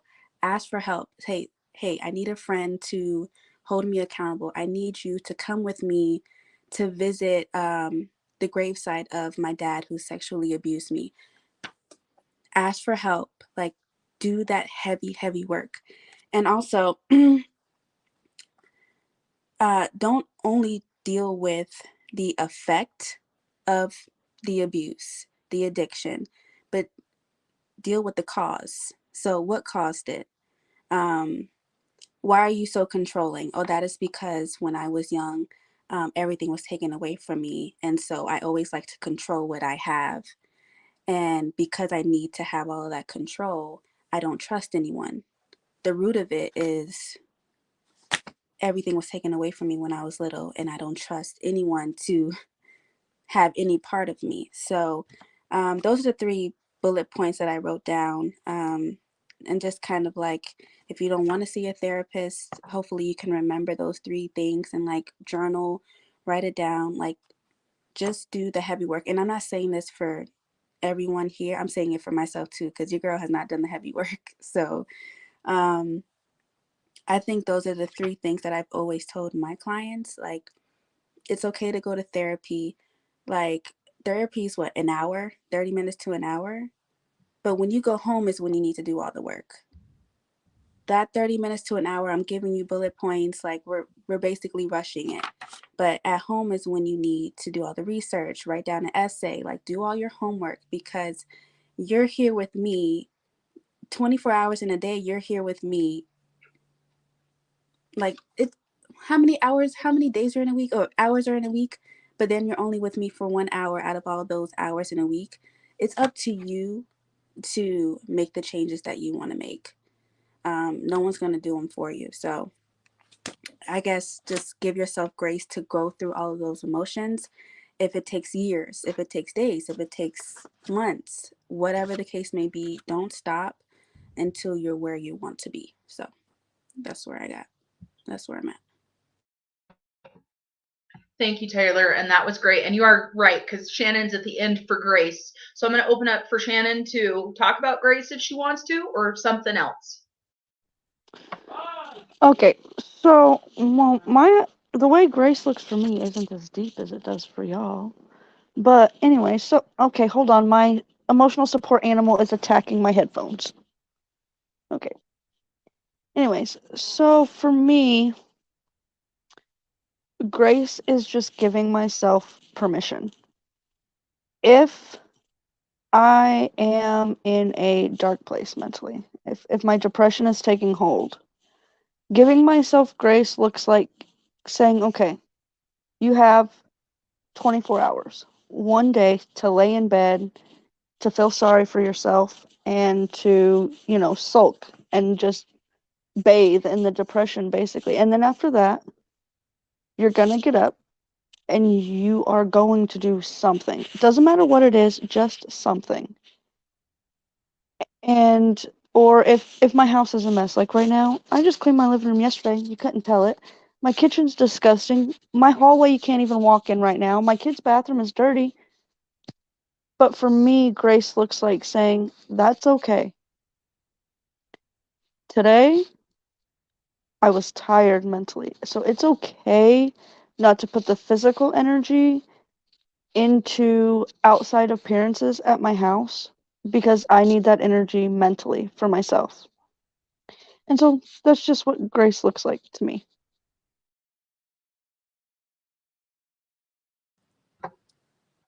Thank you, Yeah, Shannon. I I love that. Go ahead, Taylor. I hear Lauren Bear in the back, so I gotta go. Beautiful Thank you, ladies. But Taylor, for thank you so joining much for us. having me. We appreciate it, and we look forward to watching you continue to grow, and we look forward to watching you knock your goals, including your self-care and your mental health, out of the park. Thank you, Taylor. Yeah, all of you too. We got to do this again, ladies, like for real. Yes. No slacking. Yes. Hold each other accountable. Bye, Taylor. Okay. Bye. All right. What an amazing blessing to have Taylor be able to be with us tonight. As we know, she has young children and had to head out. And of course, we saw Tasha, like Erin said, rocking a baby, things like that. That type of stuff is keeping it real. That's the type of stuff that keeps us human. So I know we've been on. I'm not ready to leave. Don't worry, guys. I just want to, if for those of you guys that have been watching for an hour and a half already, I want to kind of give you guys a call to action really quick, and then we'll get back to some more discussion. But I want you guys to start thinking about this, and I'm going to go ahead and put it up on the stream as well. I'm still new at that, so it'll take me a second. But I came to a call of action for this, right? I hope each of you guys came to this live with an idea of why you wanted to be here. Yes, you love us. Yes, you love us. Yes, you want to support us. We know this. But hopefully, when we gave you guys the concept of what we were going to talk about tonight, hopefully you came to this live wanting something out of it, right? And so, my call to action for you guys is, what is one small step you can take right here and right now to get to where you want to be? I encourage you, because we always talk about where we want to be and where we want to go, but we forget to take the actions. And so I want to encourage you guys to start thinking about that. What's something that you can do? All right, for everything. And we've had some pretty heavy talk, very real. I want to thank the 4 of you guys that are still on the panel for keeping it real with me, not making me cry by myself. So I appreciate that, sharing the tears together. And Erin had some amazing questions that came up, and she told me she didn't want to do it, so I'll do it, Erin. It's okay. I got them up. And so we've got some questions. I'm not going to necessarily do like the round panel thing again. I'm going to say the question, and then whoever wants to answer it, just raise your hand. Okay. There's none of the teacher stuff going, you ready or not? Here, it's your turn. So one of the questions, and I'm reading, so I'm looking over here, is what experiences in your life, your work, or your family inform your understanding of mental health? And of course, the questions Erin got were pretty heavy. And Jessi and I were having a conversation before the live started about, holy cow, they're heavy, right? These people are making us dig deep down. And so I will start a little bit on that. And so for me, mental health, another side to Snow Gardener 307 that you guys may not know, is my mom was an amazing person. Like I told you guys, I lost her, but my mom was also diagnosed schizophrenic. right? So I've been dealing with that type and that side of mental health for quite some time, for pretty much my entire life. And the good thing about that is it opened my mind and it made me less judgmental about mental health. Mental health used to be something you never heard about. My mother's mom, I never met her. Well, I met her when I was baby, but anyway, from the stories that I heard, she was not a nice woman. But it turns out that she most likely dealt with a lot of the mental issues that my mom dealt with, but the difference was that the knowledge and the medicines and the training weren't there. And so my grandmother died in the Utah State Hospital, and she had been there for several years battling with that mental health issue. And I've dealt with that a lot in my job. And unfortunately, in the United States, I don't know how it is in Australia, but in the United States, unfortunately, a lot of people that deal with mental struggles end up on the wrong side of the law, because maybe they are self-medicating with illegal drugs or alcohol or anything like that, and they end up where they shouldn't be, because the United States, when they closed the mental hospitals back in the 80s, you know what I mean, they put a lot of people at a disadvantage. And a lot of us deal with mental issues whether we realize it or not, whether it's low levels of anxiety or high levels of anxiety. And so I just, for me, I've dealt with it my entire life on that side.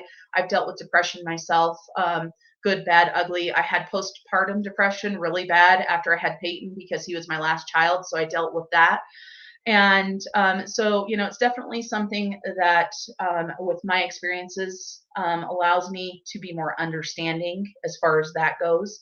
And one thing before I turn it over to anybody else that wants to answer, I have to tell everybody that is being so sweet to me and donating money to Australia and giving super chats a huge shout out. I mean, I most certainly didn't tell that story expecting something, but like Erin says, you have to accept what people give you, right? You have to accept the help when people want to be generous.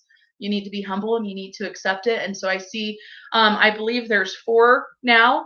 And so I want to thank Jocelyn at Cash Me in Paradise for your donation to my Australia fund, to Chantel, and also I've got Amy at Dino Budgets, and we've got Carolyn at Caro Cash, another Aussie. I want to thank you guys from the bottom of my heart. The first, when they started coming in, I almost started crying. So thank you guys, and I appreciate it. And now, who else wants to talk about experiences in your life, your work, or your family? Everybody's like, not me. Not it. If I don't look at the teacher. Shannon raised her hand. All right, Shannon, go ahead. Oh, I just want to say before I start, I'm not going to go in depth about it unless there's questions about it, but I am in this going to discuss self-harm a little bit. So if that triggers anybody, I'm sorry. So for me, we didn't talk about in my house, in my family, and in any circle I was in, we didn't discuss mental health growing up. When I was in 7th grade, I knew that my mom was on a medication for something to do in that realm, but we never discussed it. I didn't know how it affected people. I didn't even really know what it was. And the way I found out that my mom was taking this medication for those issues is me having my own mental health struggles at the time and not realizing that's what it was. I started stealing her medication and I started harming myself. And at 12 or 13 years old, I became a pill addict. My freshman year of high school, I OD'd at school. It was an accident. Well, sort of. I took them at school so I wouldn't get in trouble for having them at school because somebody snitched on me. Anyways, that's beside the point, neither here nor there. So I didn't really learn about mental health, the effects it can have on you, and truly what it was until I was an adult. And I'm not talking about like 18 or 19. I'm talking like after I had my second child, which I was 24 at the time. yes, I knew I had, mental health problems, but I didn't know really all the semantics about it and what it really was and how it was really affecting me. And so I make it a priority in my house to make sure I'm checking in with my kids. How are you feeling mentally? Not just physically, but mentally, emotionally. If my kids come to me and they say, Mom, I'm just having a bad day, I can't go to school. We don't go to school at my house. You stay home. If you're just having a bad day and need to stay home, that's fine. If you hear my husband, sorry, I had to take my headphones out because my phone was dying and he's playing a game. So, and it took, no, I've never been clinically diagnosed with any mental illnesses or anything like that. But I wanted to say in this that just because you haven't been clinically diagnosed with depression, anxiety, and things like that doesn't mean you don't feel them on some level. Just because you may go to therapy and they will say, well, you don't have depression, that doesn't mean you don't have depression. It just means you're not clinically depressed, And so my experiences, I didn't have any until, I will say this, my oldest daughter literally saved my life. I had everything planned out, and the next day I found out I was pregnant. So she really saved my life. And I didn't know just how bad of a hold your mental health can have on you until I was at that point.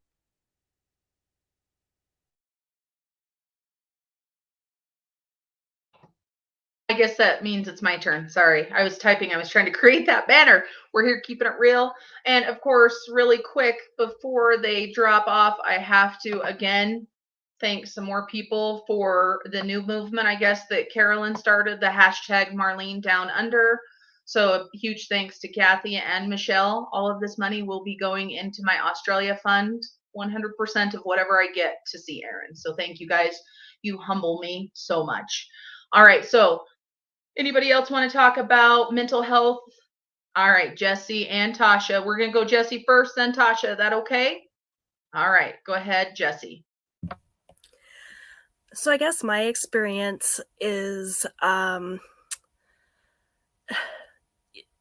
think like a lot of us, there was not a whole lot of talk about mental health growing up. You were just supposed to suck it up or get over it if you had problems. And I know in my family, the way that people tended to deal with things was, alcoholism, substance abuse, that sort of thing. And so I have always been very much the opposite. Like, I'm not going to take any medication for anything. I'm not going to go down that road with addiction being so prevalent in my family. And then I was diagnosed with anxiety. And I really struggled with that. I suffer from anxiety pretty bad. I'm a lot better now, but for a lot of years I was suffering pretty badly and refused medication because I was so afraid of that addiction. And so some days it's still rough, but I've managed to pretty much pull myself out of it with various coping mechanisms that I've kind of come up with on my own outside of medication. But I also can recognize that my rejection of medication and rejection of anything like that, probably not the best either. So maybe we'll go with that word Erin used earlier with harmonizing, trying to find that harmony, and recognizing that, it's tough. And now I'm not going to cry. You guys aren't going to make me cry, but yeah, that's been my experience. And I know that my immediate family, especially, in trying to help me deal with my anxiety has also been really, really hard on them. And then there's the whole aspect of feeling guilty that my anxiety is hard on everyone else. And it's just, again, with that spiral. And I've talked a little bit on my YouTube channel about my anxiety and about my depression, especially the social aspects of it, like social anxiety, and why it was kind of hard for me to start my YouTube channel, and how starting my YouTube channel has helped me a lot in those areas, especially with social anxiety. And I just lost my train of thought. I don't know where I was going with that. I think I was going somewhere though. But yeah, I guess that's my experience. And that's all I'm going to say, because it'll be verbal diarrhea. So we're going to call that done. All right. Thank you, Jessi. And now we're going to go ahead and go to Tasha, and then we'll go to Erin. Okay. I have one of the things I think we can do, or steps we can take right now, at least for me, I know, is to be honest and seek help when you need it. Growing up, my parents, my family, they didn't talk about what happened. There was this saying in my family that basically what happens in your house stays in your house and no one is to know. You just keep your mouth shut and you just pretend like it didn't happen. Pretend like that abuse didn't happen. Pretend like everything is fine. But the longer, it's like having a wound on your arm. You can cover it up with a long t-shirt, you can put on a turtleneck, but it's still there. And you, at one point, you're going to have to deal with it unless you want to cut your arm off, and then you have more trouble. So just not being able to talk openly and being honest to say, hey, I need help because I feel extremely sad, or I am extremely angry, or this family member scares me. You couldn't say those things in my house growing up. People just said, oh, that didn't happen. Shine a little light on this area and pretend that whatever happened in the dark didn't happen. And those things can really be traumatic. And they were traumatic for me. And then growing up and becoming an adult, I tried to escape that, which is why I believe it's what led me to my first relationship that was extremely abusive, because I was trying to just leave something traumatic that happened to me to go to that. And I felt like I was being pulled in a direction where I was still not dealing with the issues. I was just trying to find something else to do, to pretend like all of those years of whatever it was didn't happen. And that's not how we heal. So I believe the first step is to just be honest. And then, like Erin was saying, and I think Marlene, you touched on the same thing, you have to allow people to be kind to you, because people will come at some point in your life and they're there to help you through. They're there just to be kind to you, or lend an ear, or, just to help you through it. And we shouldn't reject it. When we should be able to see, this person really wants to help me and I really need to get help, because you can't live a happy and joyful life at all at any time if you're just kind of pretending, putting up walls and pretending, oh, that didn't happen, I'm just going to jump into another relationship, or sit in my bathrobe all day and be depressed. Like, talk to someone, be honest about how you feel, because once you start doing that, the doors for healing start to open, the doors for restoration starts to open. And I would just believe that's the first step I think anybody should take when they're trying to get to a new place, a place that's healthier, mentally, physically, emotionally, spiritually.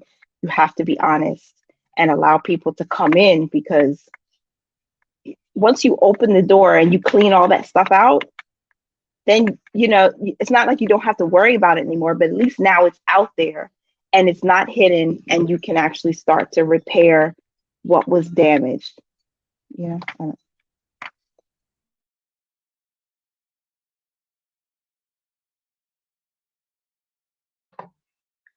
All right, now we'll go ahead and let Erin go.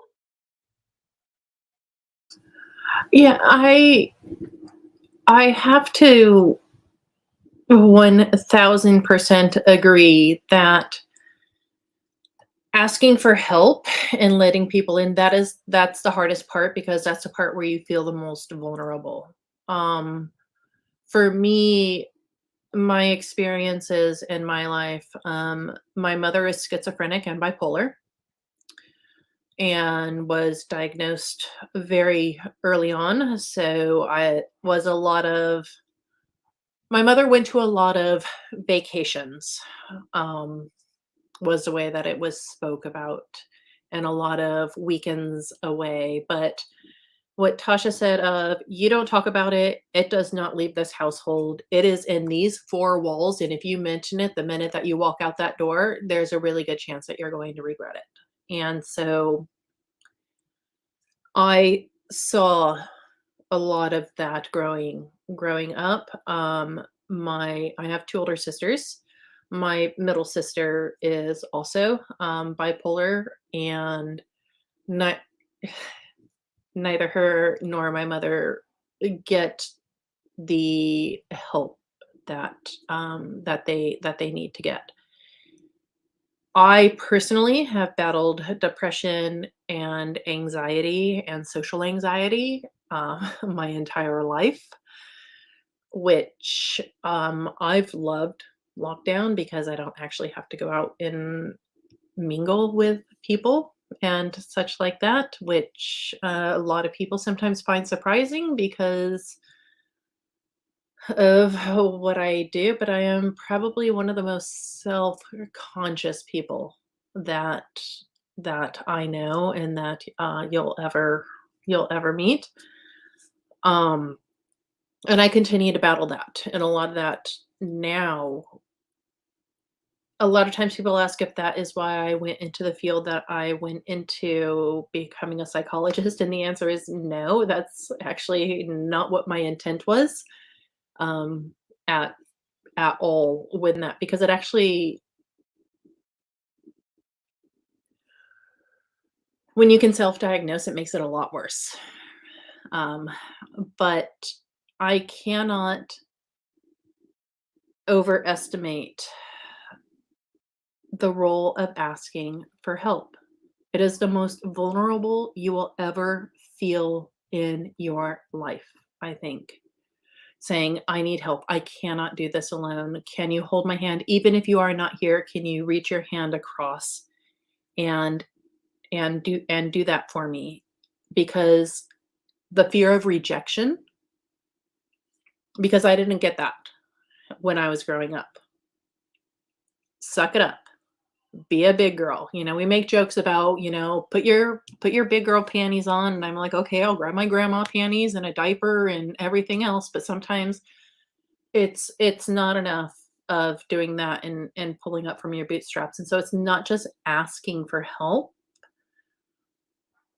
but receiving it and believing that it is coming back in true faith. And Tasha alluded to it as well, in that you will get different stages of help at different stages of your life, and you cannot take that personally either. So some of the people who were really helpful when I was younger are nowhere to be seen now. They're gone, they're ghosted, but there are other people, and people come in and out of your life for a reason, and for whatever reason that you believe that might be, it could be that you believe that they were sent, by God, by an angel, by fate, by curse, by any of that. But all of it does happen for a reason. And if you open yourself to that vulnerability, you also open yourself up to learning and being more understanding and being more empathetic of others as well. So it's not just a learning process about yourself. And there is nothing wrong with saying, and Chantel, yes, I absolutely agree. There is nothing wrong with saying, I deserve help. I am worthy. And even on days I don't think that I'm worthy, there are other people that will remind me that I am worthy. And there is nothing wrong with saying that. And I think that that's a really important affirmation. We make a lot of jokes about it, of, affirmations and saying them in the mirror and such, but they make a difference. They really do. And if you can't speak to yourself in a mirror, you can find somebody who will be a mirror or a parrot for you, and they will say those things to you. And when someone is honest and genuine with you and telling you that they believe in you, believe them. Because there is a hell of a lot more good in the world than there is bad. There's a lot more good people in the world than there are bad. And let the good win. Thank you, Erin. And I don't know who asked that question, but that was definitely one that made me really have to do some soul searching, right? And it's amazing how many times you don't even realize what has affected you in your past, right? Things from childhood, from growing up, from relationships, from friendships, right? From toxicity. And remember, we talked about life is a choice, and you have to choose who you're going to surround yourself with.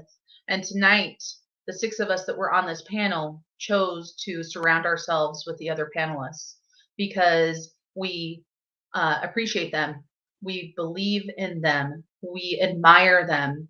They each are beautiful women, and they all bring something different to our life. Uh-oh, Erin wants to say something. Go ahead, Erin.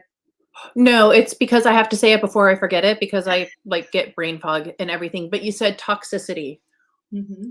The most toxic thing that you can convince yourself of is believing that you are actually not worthy and you are not deserving. So there are a lot of, even if they're not toxic people, they will use toxic words. And some of the most toxic words that you will hear is that you don't need that. You're not worthy of that. You don't deserve that. And block out the toxicity, find somebody that can help you with the toxicity, find people to drown out the toxicity. That was another thing that, because the word toxic has come up a lot, and it's almost, and I think particularly when Jessi was talking about social media and Taylor was talking about social media and the social comparison and everything that goes with that, it breeds toxicity. And that if you actually deviate away from that, then you will be labeled, you're a toxic person, because I am not a toxic person because I am sick. I am not a toxic person because I have anxiety. I am not a toxic person because I get depressed. I am not a toxic person because some days I don't want to wake up. I don't want to get out of bed. I mean, I went for a month. I didn't get out of bed, take a shower. I barely ate for a month, to a point where they had to give me a feeding tube after my diagnosis. And some people had the audacity to tell me that made me a toxic person because I was going through that. A, B, C, D, E, F, U on that. You're not toxic. If you have any struggles, be it any type of mental health, mental illness, stress, anxiety, you are not toxic because of it. You are not toxic because you talk about it honestly. You are toxic if you are suppressing people from talking about it and going through the steps that they need to take to get better. That is the most toxic person you will find, is one who tells you to suck it up and get over it. Off my soapbox. Sorry. I love your soapbox. I don't know about the rest of you, but I love it when Erin gets on her soapbox and she just lays it down as it is, right? That's what we're here to do. We're here to keep it real. We're here to talk about the raw stuff. And a lot of us have experienced toxicity in our lives. I asked my husband to bring me a paper towel because I spilled my soda. So here's Bridger, everybody. Yeah, when Erin was talking, I totally spilt my soda. So I asked him to bring me a paper towel. Okay, so I digress. So one thing that we haven't talked about that I had on my list is physical health, right? We talked about mental health quite a bit. and physical health. And I'm going to start out with this one because I'm struggling right now, 100%, with this last stress that I personally went through with my job. Like I said, still going through, right? My addiction, because I grew up in a house full of hardcore drugs. I remember seeing my parents snort lines of coke probably at like 5 years old. I never have done an illegal drug in my life, but my addiction is food. All right. I am a food addict. I use food to try to make me feel better. I know that when I shove the chocolate cupcake into my mouth, it's not going to fix things, but it does for a minute, right? I know it's not going to fix it. And so I know this has been something I've dealt with for my entire life. And Erin and I have had discussions about eating disorders and addictions and things like that. And I've dealt with this since I was very young. I also was in a home where my stepfather called me fat, and he called me fat when I was actually like at one of my healthiest sizes, you know what I mean? So I was body shamed, things like that. And, you know, we've got to know what our issues are, and we have to address our issues, right? Like they say, like in Alcoholics Anonymous, the first step is you have to admit you have a problem. And Erin says you have to ask for help, right? Don't be afraid to ask for help. We've all been talking about that. And so for me, about a month ago, I was like, all right, enough is enough. We're going to get back on Weight Watchers. We're going to do this. And I did it for a couple weeks and I did amazing. And then some other major stuff happened and I fell off the wagon, right? It may not be drugs. It may not be alcohol. It may not be that stuff that I'm self-medicating with, but I am currently self-medicating with food. And I know that this is an issue and it is going to be my top priority as soon as I get back from Las Vegas. Because I'm not going to deal with that when I'm in Las Vegas. I'm going to eat. I'm going to drink. I'm going to enjoy my vacation.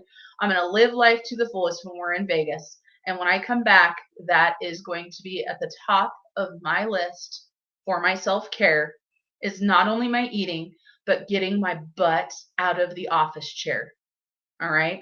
There is no reason when I work a 12-hour night shift that I come home and my Fitbit, well, it resets at midnight. So it's 7 hours, into the day. And my Fitbit says that I've walked 2,000 steps. It's ridiculous. Trust me, because I can put some steps on. So that's for me, for my physical health. So I'm going to be focusing on, getting out of the chair and putting the fork down or the Snickers bar down or whatever I'm choosing to self-medicate with. So that's my promise to myself, right? It's not for anybody else. It's for myself. So what do you guys think? And yes, Veronica, what happens in Vegas stays in Vegas, unless it's on YouTube. I'm sure I'll have some YouTube stuff. Jessi, go ahead. I'm right there with you. Self-medicating with food, check. A lot of my health issues stem from being overweight and not being in control of what I'm eating.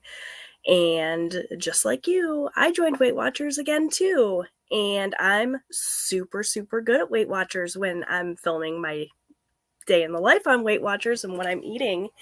And I have to be accountable to somebody. But when it's just me that I have to be accountable for, I'm not so good. So, yeah, I'm right there with you. I need to be taking control of that and being better for myself. Because a lot of my health issues I know would 100% be improved by the weight loss. So I'm right there with you, Marlene. You and I will have to be accountability partners or something. Because, yeah, that's definitely my struggle as well.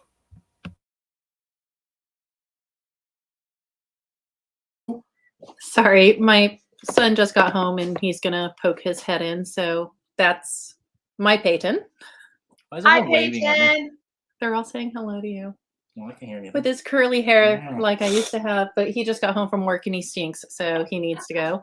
But I think You want a hug? Sure, I want a hug. There you go. Now you can smell the cow shit like I do. Oh. Ow, Turbo, that's my foot. Go. But I think that's my life and that's my happiness, and That's my boy.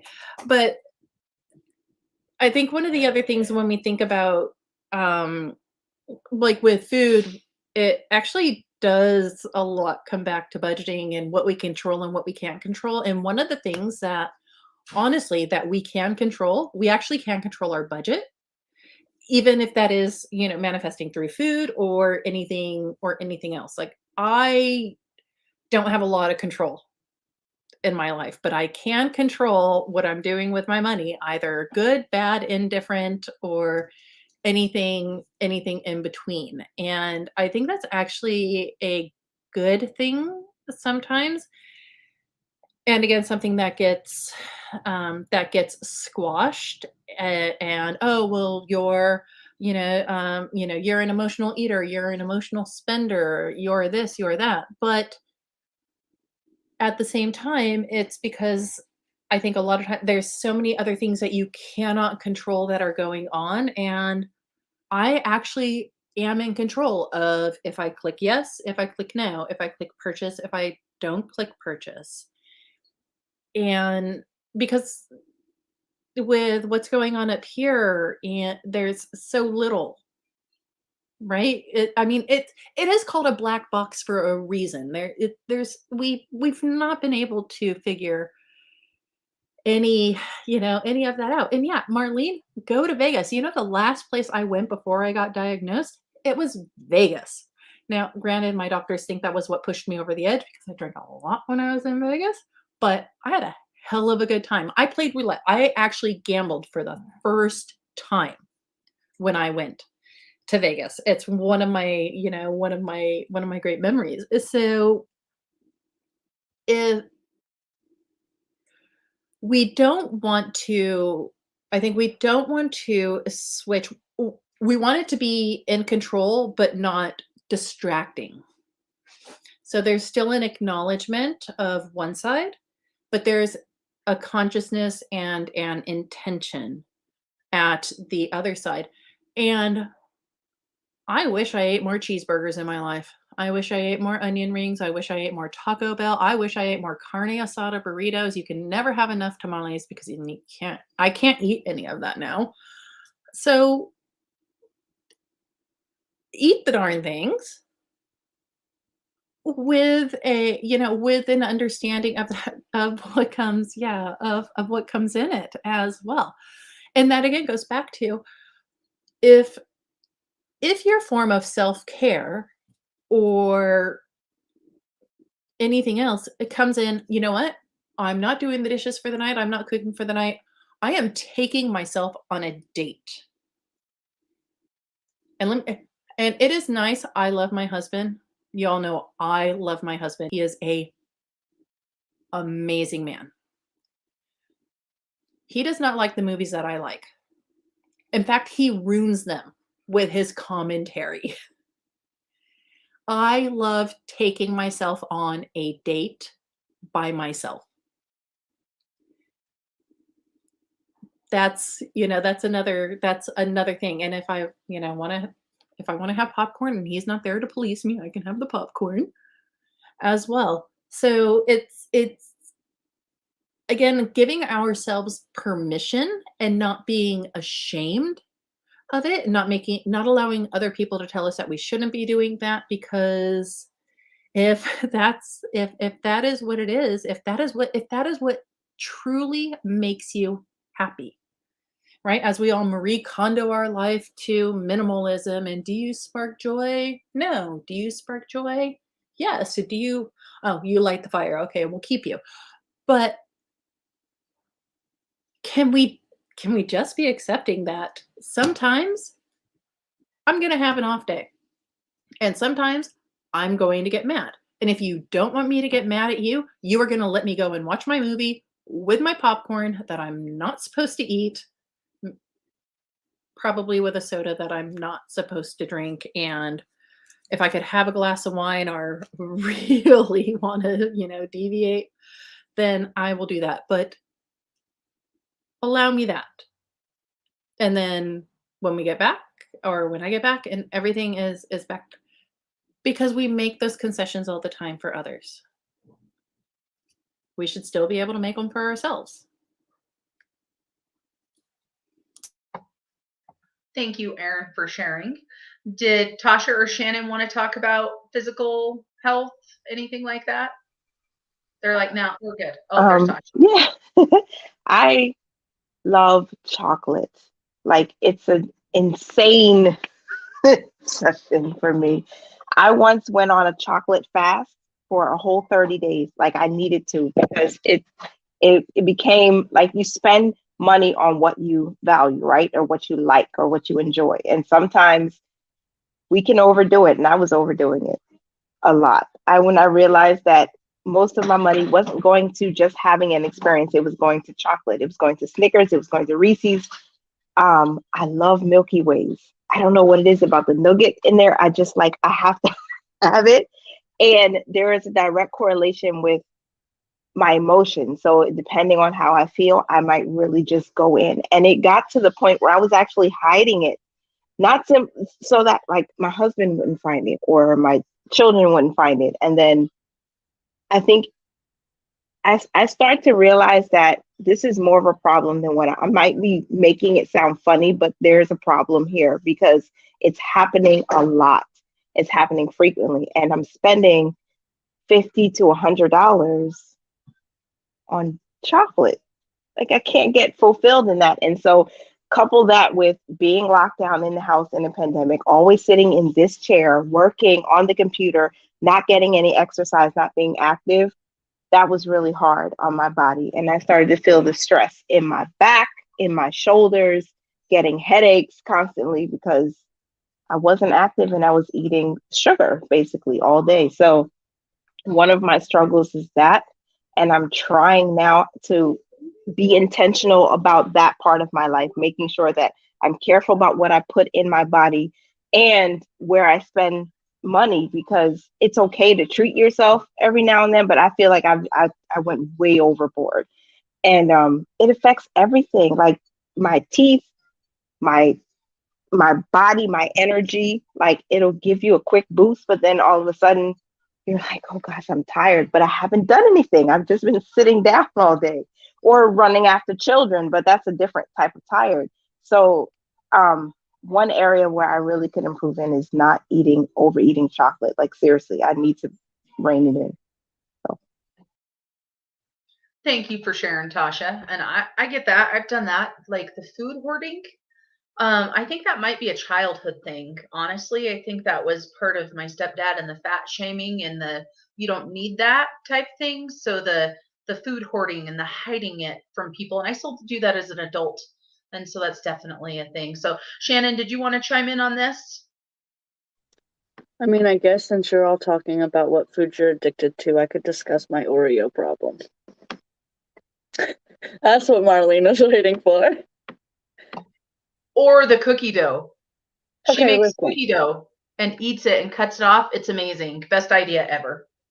I only make 2 cookies out of my cookie dough a night. When I eat Oreos, I eat a whole row a night. So like 12 Oreos a night. It's ridiculous. I stopped. I haven't bought Oreos in probably 3 months. And now I just do 2 chocolate chip cookies every night. No, we've all got those things. We've all got those vices.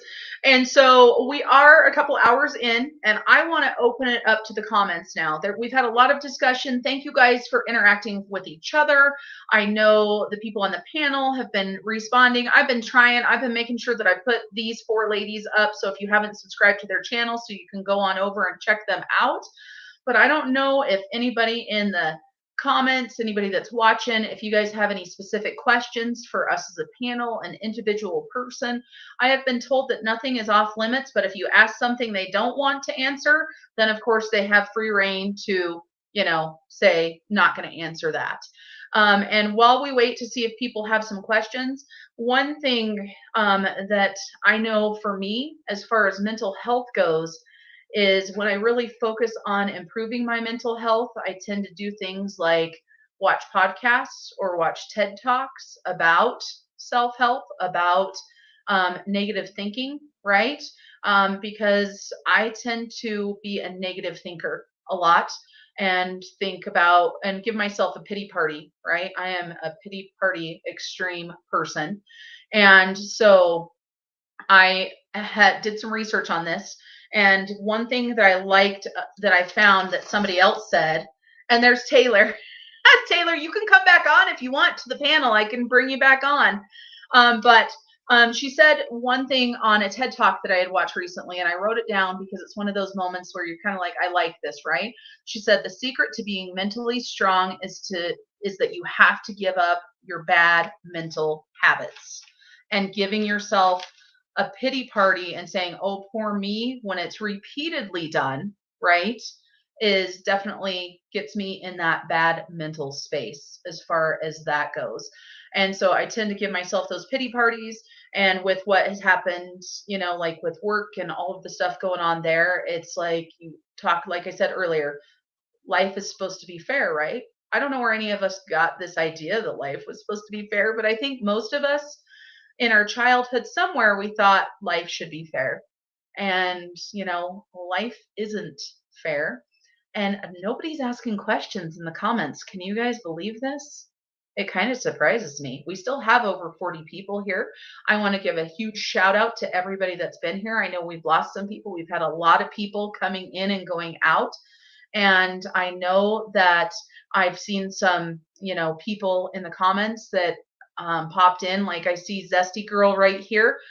She said, I'm glad this live popped up on my feed, so I believe it or not, your girl is running out of things to say.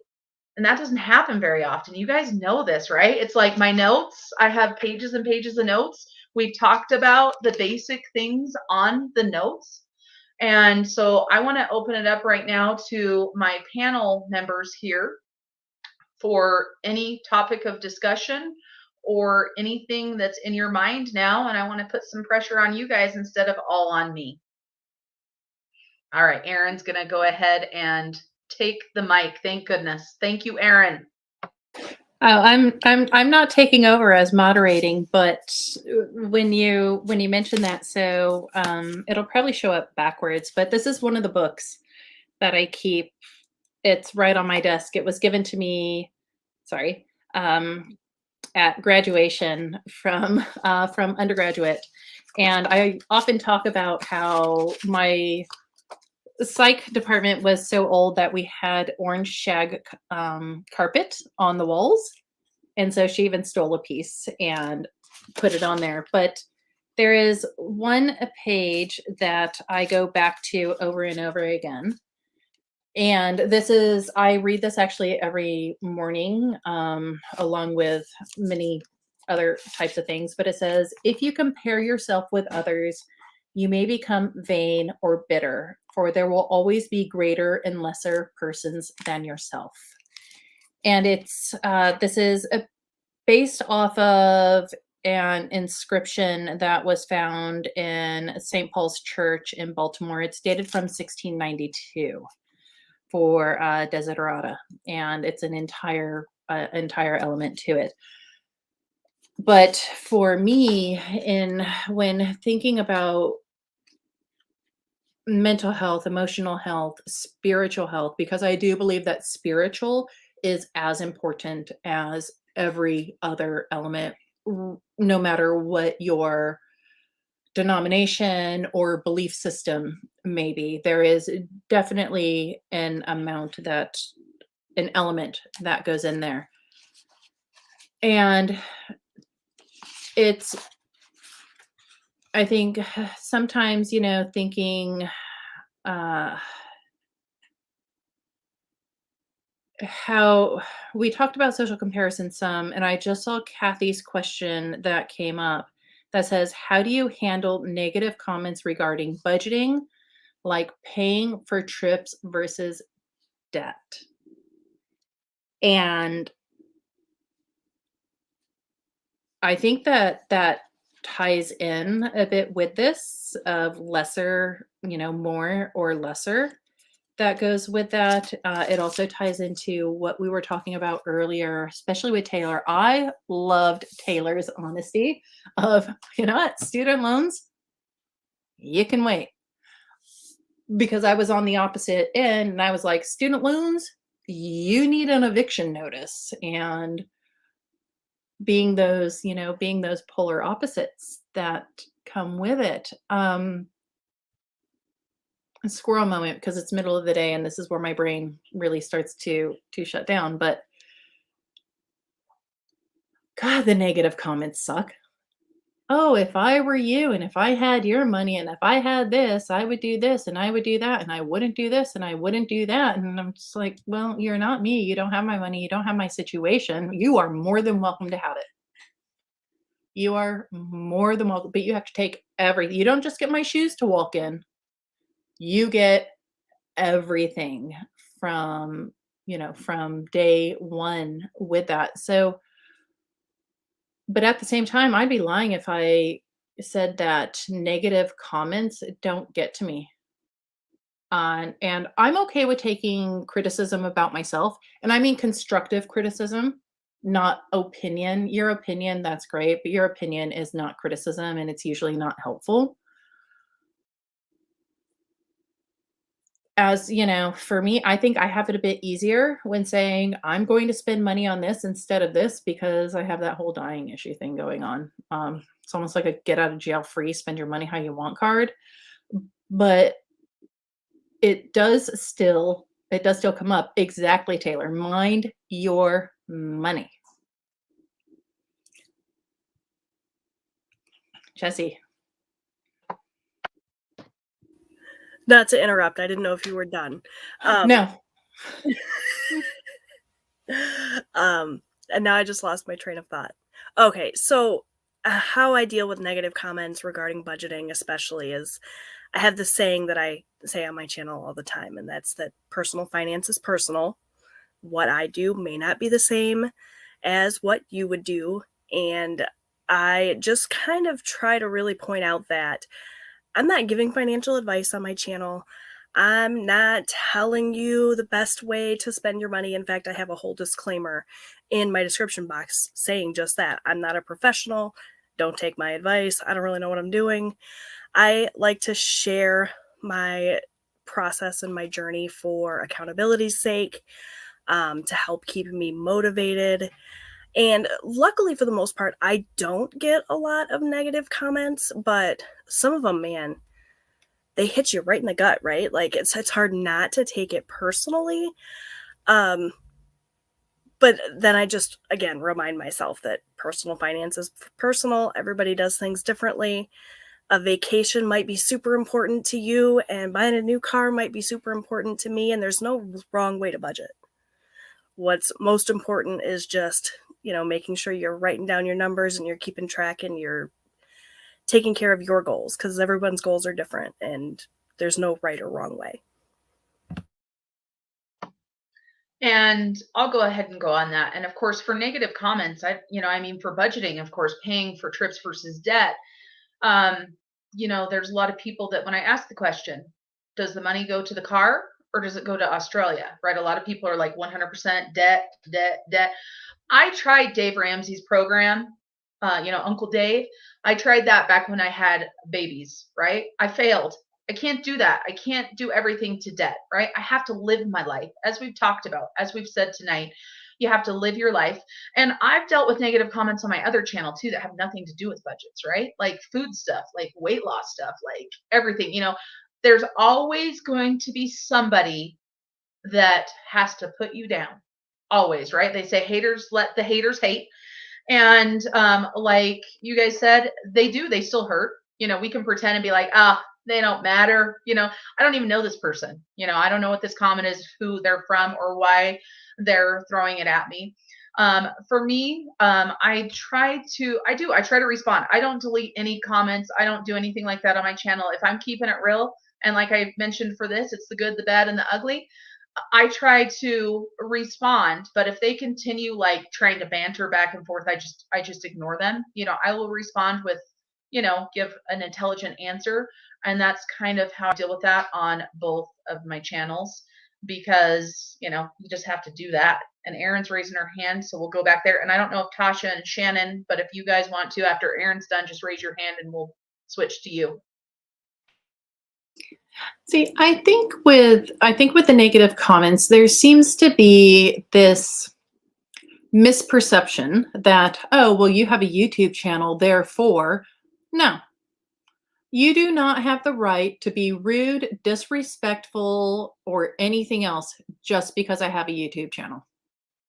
And no, I do not just have to tolerate it because I made a choice to put my information out online. And I think that's, again, one of the more toxic things that we have done in social media of, well, you put it out there, therefore, nah, scroll past.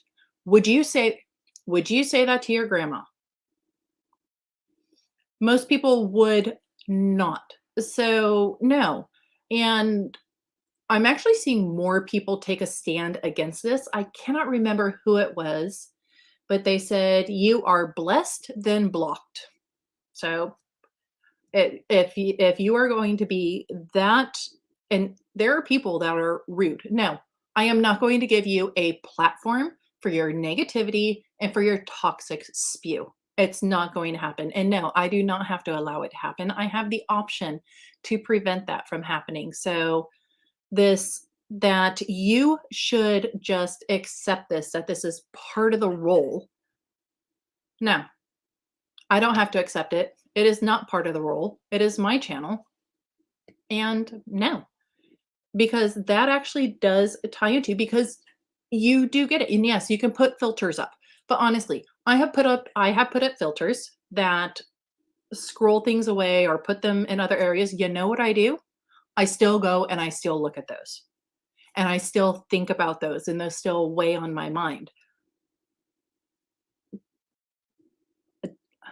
Don't feed the trolls. And I'm not going to say that they're a hater or that they're ugly people or anything else. I don't know their reasons for doing what they're doing. I know my reason, and I am taking my power back. My control is not letting other people influence my negative thoughts. And moving you along is keeping you from having any type of power or control over me. I am not a puppet. I am just an actor on this stage. And you don't get the strings. Full stop. Don't care what anybody else says I should tolerate. You don't decide what I should tolerate. I decide what I am going to tolerate. Anybody else have anything on that? No? All right. So we do have another question over here, and this one's pretty heavy. So it comes from Kimberly. So let me go ahead and put it up. And so Kimberly's question is, how can you forgive someone that did bad things to kids? I can tell you, of course, the things that were done to me was when I was a child. And for me personally, now as an adult, it took me a long time to process that. Maybe a little bit of therapy to process that, right? Some professional help. I'm not afraid or scared to tell people, yes, I've seen a therapist, it's not a bad thing, right? And for me, it was exactly what Erin said. It was taking my power back for this. That's exactly what it is.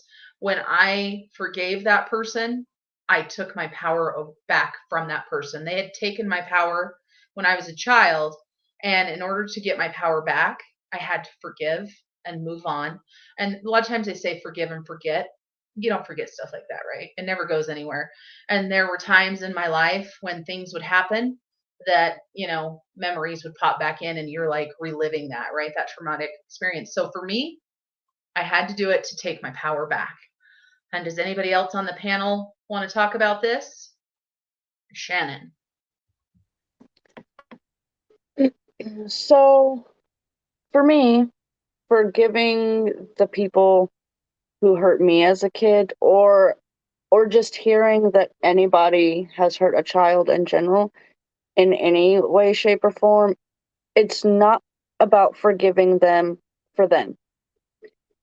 It's forgiving them for me, because that's a heavy burden to bear. A grudge for any reason is a heavy burden to bear. And when you can forgive somebody, you don't have to tell them you forgave them. You don't ever have to speak to them again. You just know in your heart that you've forgiven them. You will feel 10,000 times lighter. And so for me, it's never been about, well, they did this to me, how can I forgive them? It's I have to forgive them for myself. It's never been, I mean, when I was younger, it was a choice, but once I got older and I realized that it's not a choice anymore. I force myself to forgive them when I am ready to forgive them, and then I move on, because I have 3 kids now. I can't have the fact that my older brother beat the crap out of me every day for 3 years until I moved out of my mom's house at 16. I can't have that burden on me when I'm trying to raise my kids. I can't have the fact that my mom's ex-husband threatened to punch me in the nose because I didn't wash the dishes before I went to bed. I can't carry that burden on me. I can't carry the burden that my mom ran off with a man when I was 8 years old and left me for 4 years. I can't carry those burdens. I have to forgive them for myself.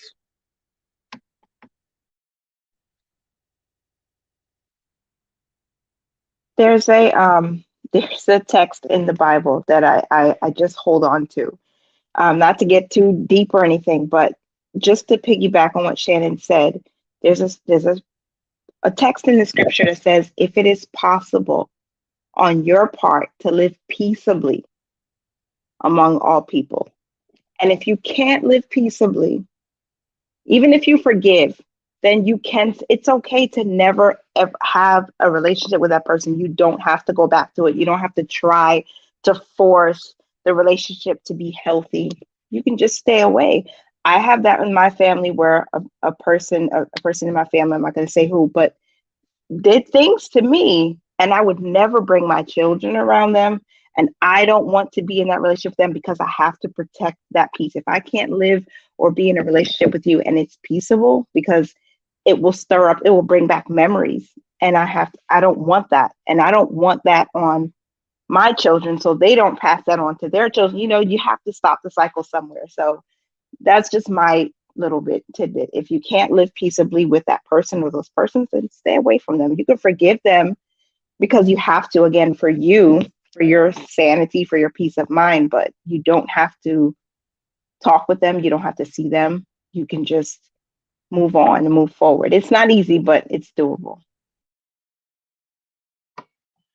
Thank you, Tasha. And it is true, life's about choices. Like I always say, my kids always say that back to me. They're like, we know, Mom, life's about choices. They get so tired of hearing that, but it's true. And, unfortunately for my children, they never got to experience staying the night at their grandmother's house because of that exact fact that you said, Tasha. I was not going to put my children in that position. And Erin, I thought I saw your hand go up. Okay, go ahead. And I think that's why the other part of the sentence is, just because you forgive doesn't mean that you forget.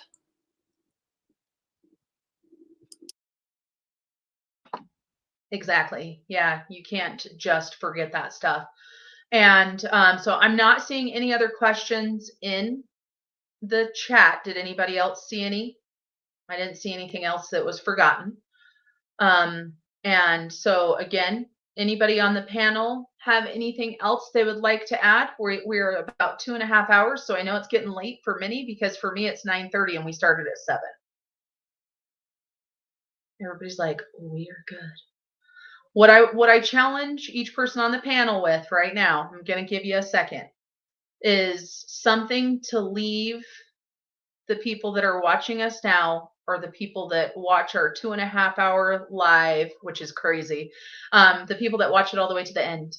Do you have a little piece of something, of anything that you want to leave people with? I, of course, put the call to action down at the bottom. It's been scrolling by. I think it's really important that, you set yourself something. What is one small step you can take right here, right now, to get where you want to be? So my call to action for the people, and I didn't even think about this first, just so you guys know, this wasn't written down, so this is on the fly. So I'm trying to take the bullet first, since I asked you guys to do it, but I need some time to think and process. But my thing for you guys is to remember that you're not ever alone. Now more than ever, we need to find ways to stay connected with the community. and no one should ever feel alone without help and support. And I open it to each and every person that's watching this live. If I know you, if I don't know you, feel free to send me a message. I'm on Instagram, snowgardener307. I'm on TikTok. You can find me. If I don't know you, it doesn't matter. If you need help and you're watching this, please feel free to reach out. So I'm going to turn it over to somebody. Who's going to go next? Jessi moved her hair. All right, Jessi. Well, first of all, I just want to say thank you to all of you that were here for the long haul. It was long. And I just want to remind you guys to take care of yourself and take care of your mental health. Do that self-care. Find some sort of gift you can give yourself, whether it be something physical or mental, and make sure that you're, like Shannon said, filling up your cup, put on your own oxygen mask, take care of yourself so you can take care of everyone else.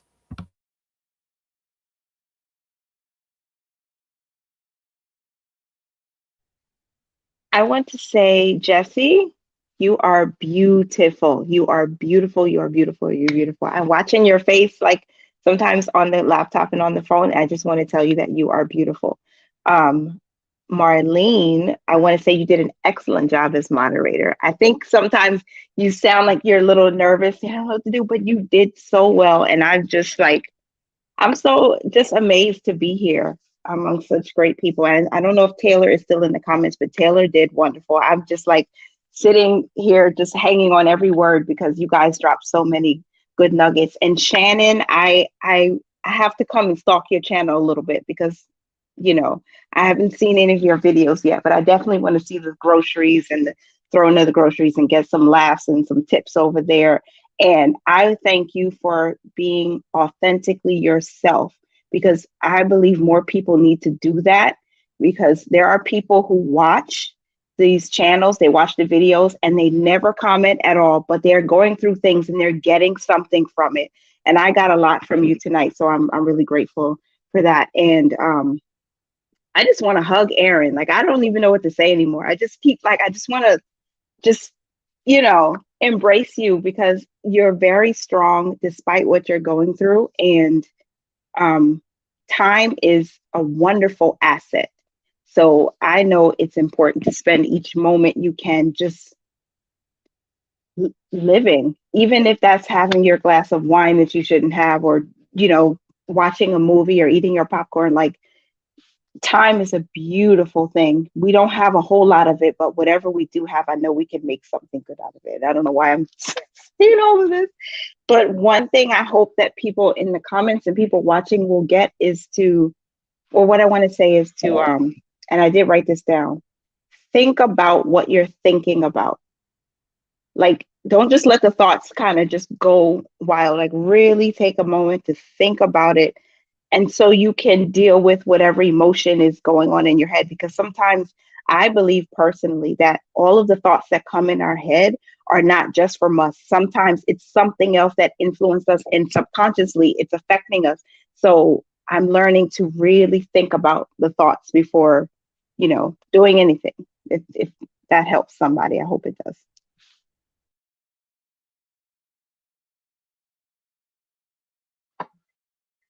Who's next? I guess I'll go next. All right, so first I want to say, if I never get anything else out of YouTube, I will forever be grateful for the friendships and the people that it has brought to me. I didn't know that I needed this community as much as I did when I found it. Second of all, I want to say, just remember that other people's opinion of you is none of your business. And as easy as that is to say, you really do have to take it with a grain of salt, because who cares what Joe under the bridge thinks of your hair color, or what you're spending your money on, or how you raise your kids, or it doesn't matter. You are perfectly you, despite your flaws, And just know that I love each and every one of you. And my inbox and my email is always open for anyone who needs it. And that's all I have to say.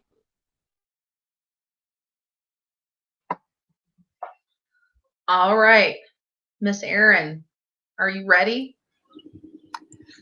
No, but I think thank you, Marlene, for hosting this and moderating this. And thank you, Shannon, Tasha, Jessi, Taylor, for coming on board and sharing your stories and sharing your experiences and sharing your insight. I think that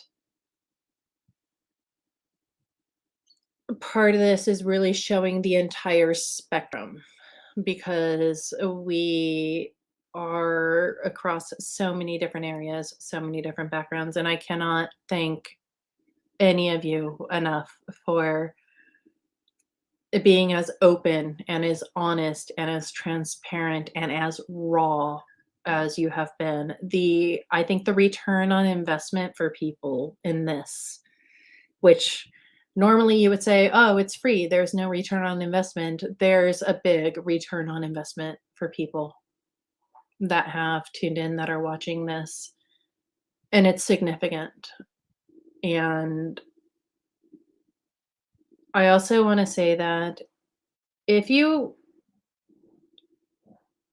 we all go through struggles, triumphs, but struggles do not doom you. Struggles do not define you, just like triumphs do not define you either. The only person who defines you really is yourself. And one mistake, one slip up, one is not going to wreck it all. But as Shannon said, and I will vouch for Shannon, hand on heart, there is not a single time that I have reached out to her and asked her to pray for me or to think about me that she has not done it. Not one time. And the same with Marlene, and I have reached out to Tasha and Jessi. I remember the first time. I remember when I held a Zoom and you showed up and I was like, oh my God, Jessi's here. Even though I always thought that you were a hacker, because I always read it as Jwhackers instead of Jwhackers. I don't know. I thought it was like a coder type thing. But you're not doomed. You're not doomed. If you're in your 20s, if you're in your 30s, your 40s, your 50s, or any of that. And you're not alone. The hardest part is just the best way to invest in yourself is believing in yourself. And when you don't believe in yourself, ask around and you're going to find people who do. And they will. Because Marlene started this with her TikTok of perfect lives, right? People they tend to only see what they want to see, whether they want to only see the good or want to see the bad. No one has a perfect life. No one has everything figured out. Even if your 16-year-old daughter tells you, or now your 3-year-old daughter tells you different, they don't have it all figured out. And I just want everybody to work really hard at being kind to yourself. You might have a bad day, a bad week, a bad month, a bad year, a bad couple of years. But a few bad years or a few bad months or a bad day is not going to ruin everything, even if it feels like it at the time. Everyone goes through a hard time. That's part of the story, and that's part of the story that rarely gets told. We tend to see the fairy tale ending, but not the fairy tale battles. And I guarantee that tiara doubles as a dagger. probably fits on your knuckles, and with a good punch you can drive it right through them. So it's not going to be free from hardship,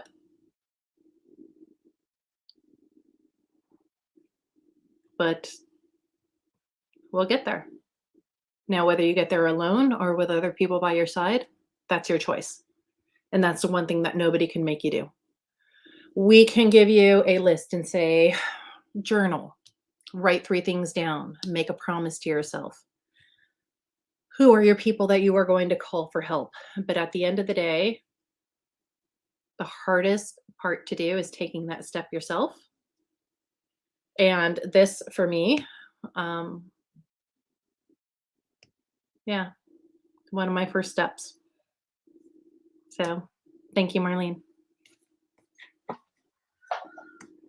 All right. On that note, I want to thank all 5 of my panelists. I believe our 5th one is still in the comments. So thank you, Taylor. I want to thank Erin for coming up with this concept. Like I said, she's the mastermind. She is the mastermind behind the lady that talks too much. And I want to thank you guys for not letting me cry alone. I want to thank everybody in the comments and everybody that has watched us this far for being supportive. And luckily we didn't have the people making the negative comments in the chat. So that was really nice. And I want to remind each and every one of you that your world is what you make of it. And as always, and every Snow Gardener 307 channel, I want to remind you guys to keep on smiling. Bye, everybody.